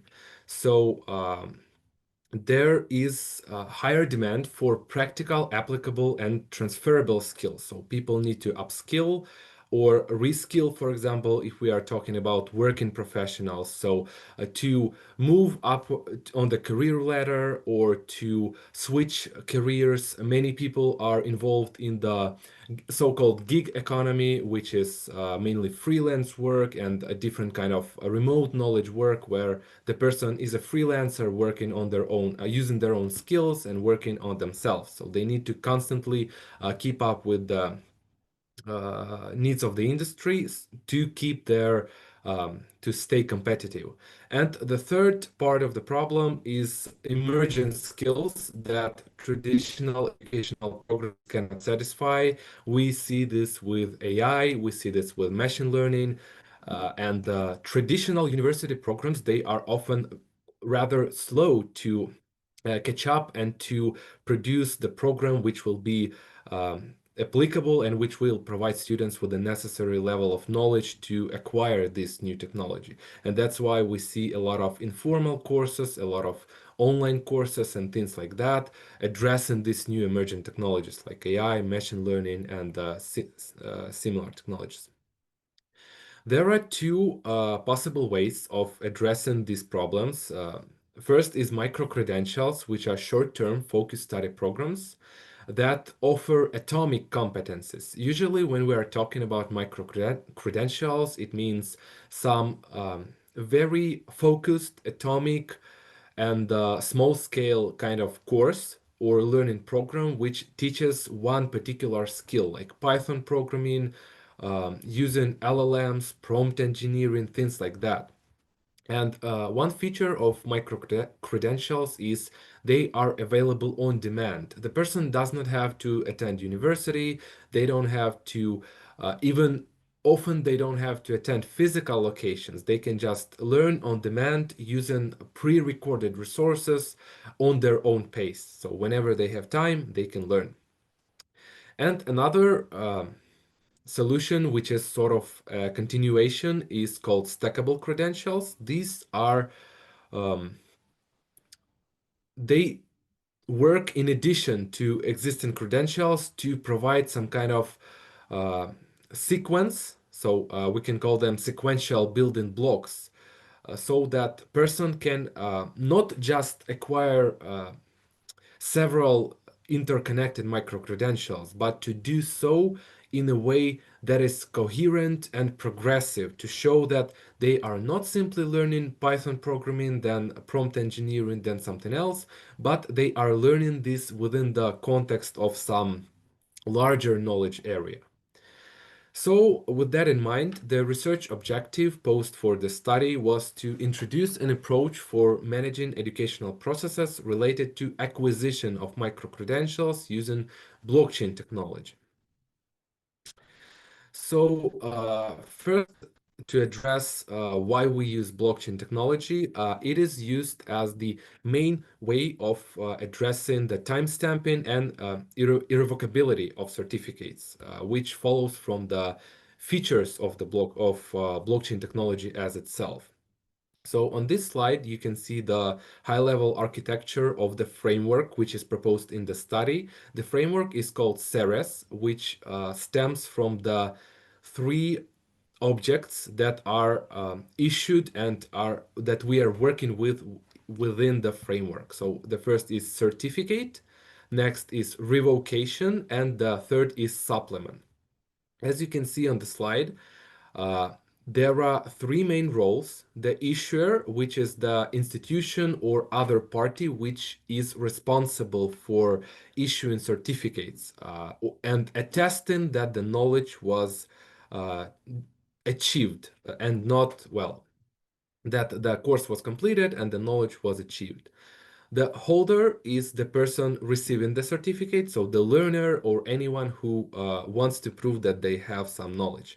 And the auditor is the optional role, which acts as the overseer, as an additional layer to ensure that whatever is happening and the history of issued certificates has not been tampered with. The parts that in the dashed lines are the internal parts of the framework, the ones under the designer's control. So they are developed and designed according to the needs of the institution or of the learning environment to accommodate these needs.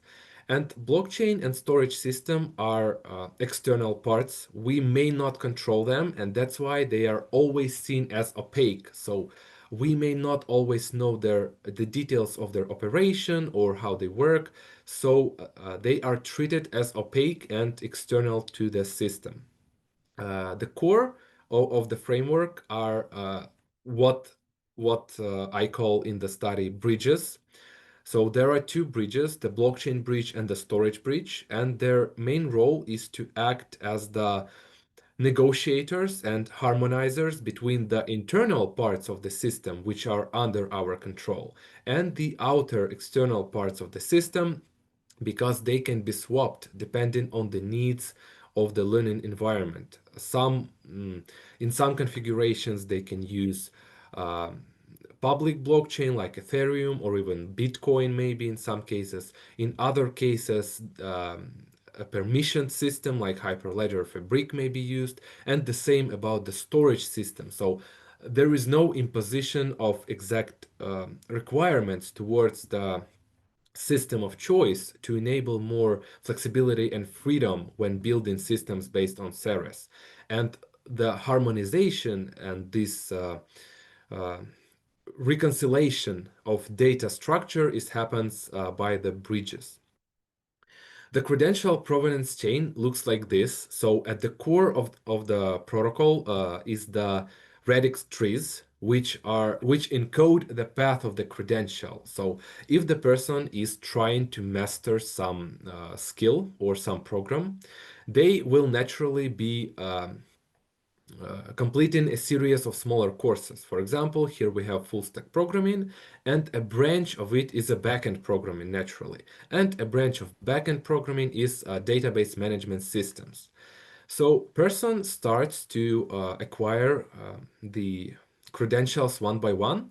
Each receives cryptographic certificate, which is stored on the blockchain. Then when these smaller courses are completed, another certificate is issued to attest that database management systems module is completed. And in this way, we move all the way up to the tree until all of the courses are completed. And for every step of the way, there is a cryptographic certificate issued and stored on the blockchain. Very quickly about data structures. So here on the left, we have the certificate. On the bottom, we have the revocation certificate, which allows to disable the existing certificate. For example, if it was incorrectly issued or the person cheated or something happened that makes it invalid, we issue a revocation certificate. And on the right is supplement. Since big files like PDFs, like videos, like presentations are not reasonable to store on blockchain, they are stored in this file system, in the storage system, and are referenced inside the certificate. So this is a gentle reminder that you hit the 9-minute mark. Only 1 minute is left to conclude the presentation. Right. Then I will not pay much attention to issuance and the verification process. So very quickly, just will show it on the slides. So these are the issuance steps. And verification is basically retrieving and rebuilding the radix tree and then verifying hashes.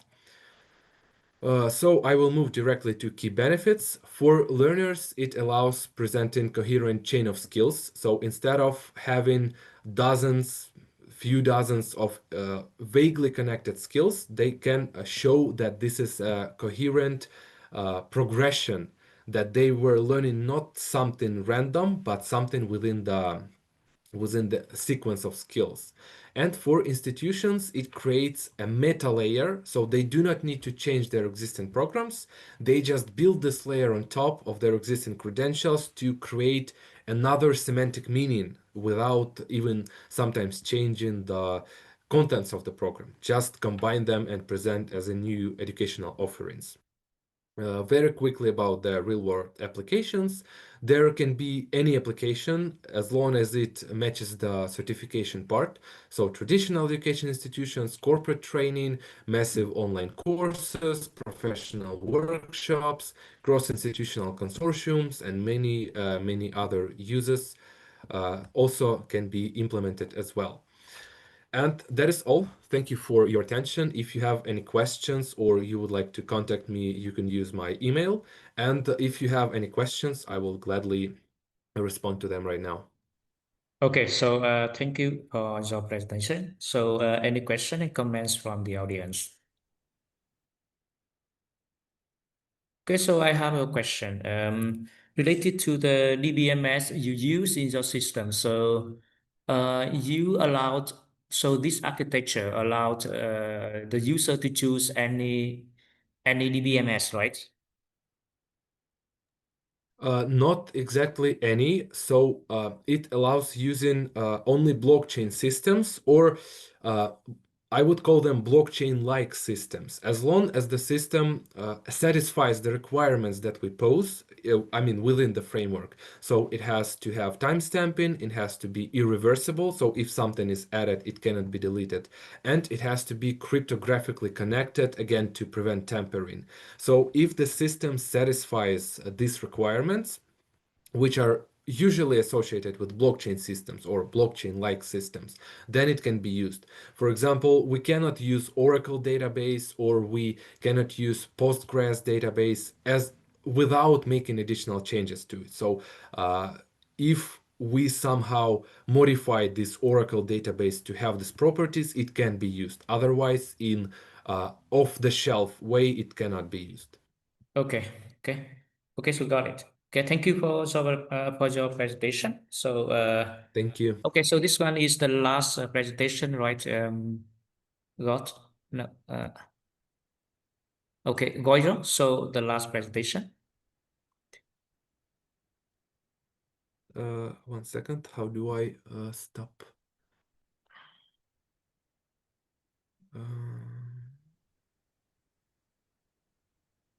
Okay, so I think no more presentation. Yes. Okay, so all of the presentation just finished, complete. Yep. If you can, maybe as an administrator of the call, please stop the sharing, because I don't know how to do that without leaving Yes. the call.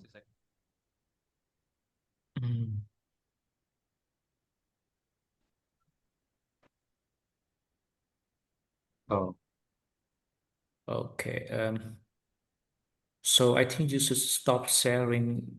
Now we cannot. Okay. So no. Okay. Yeah.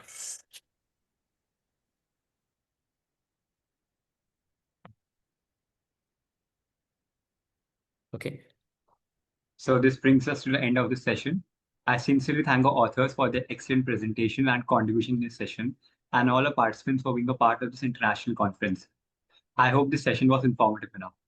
We, on behalf of the whole team, thank you for your support during this fourth version and all the previous three versions of the conference.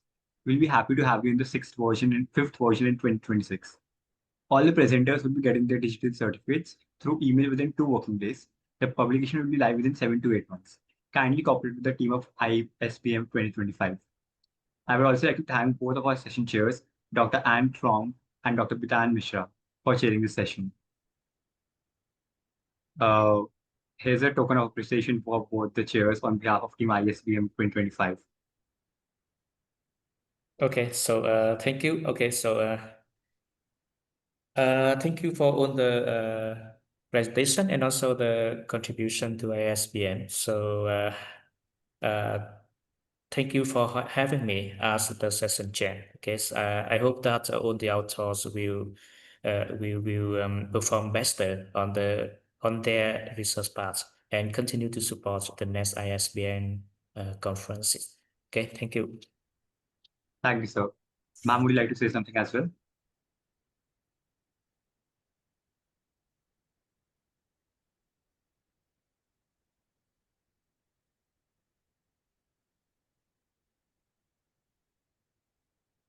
It's all right. Just before we end the session, I request you all to kindly switch on your camera for a quick snapshot of the virtual conference.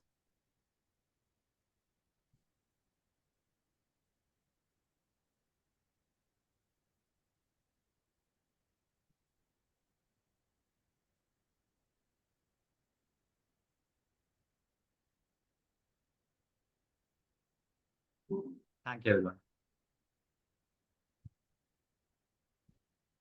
Okay, Have a so good yeah.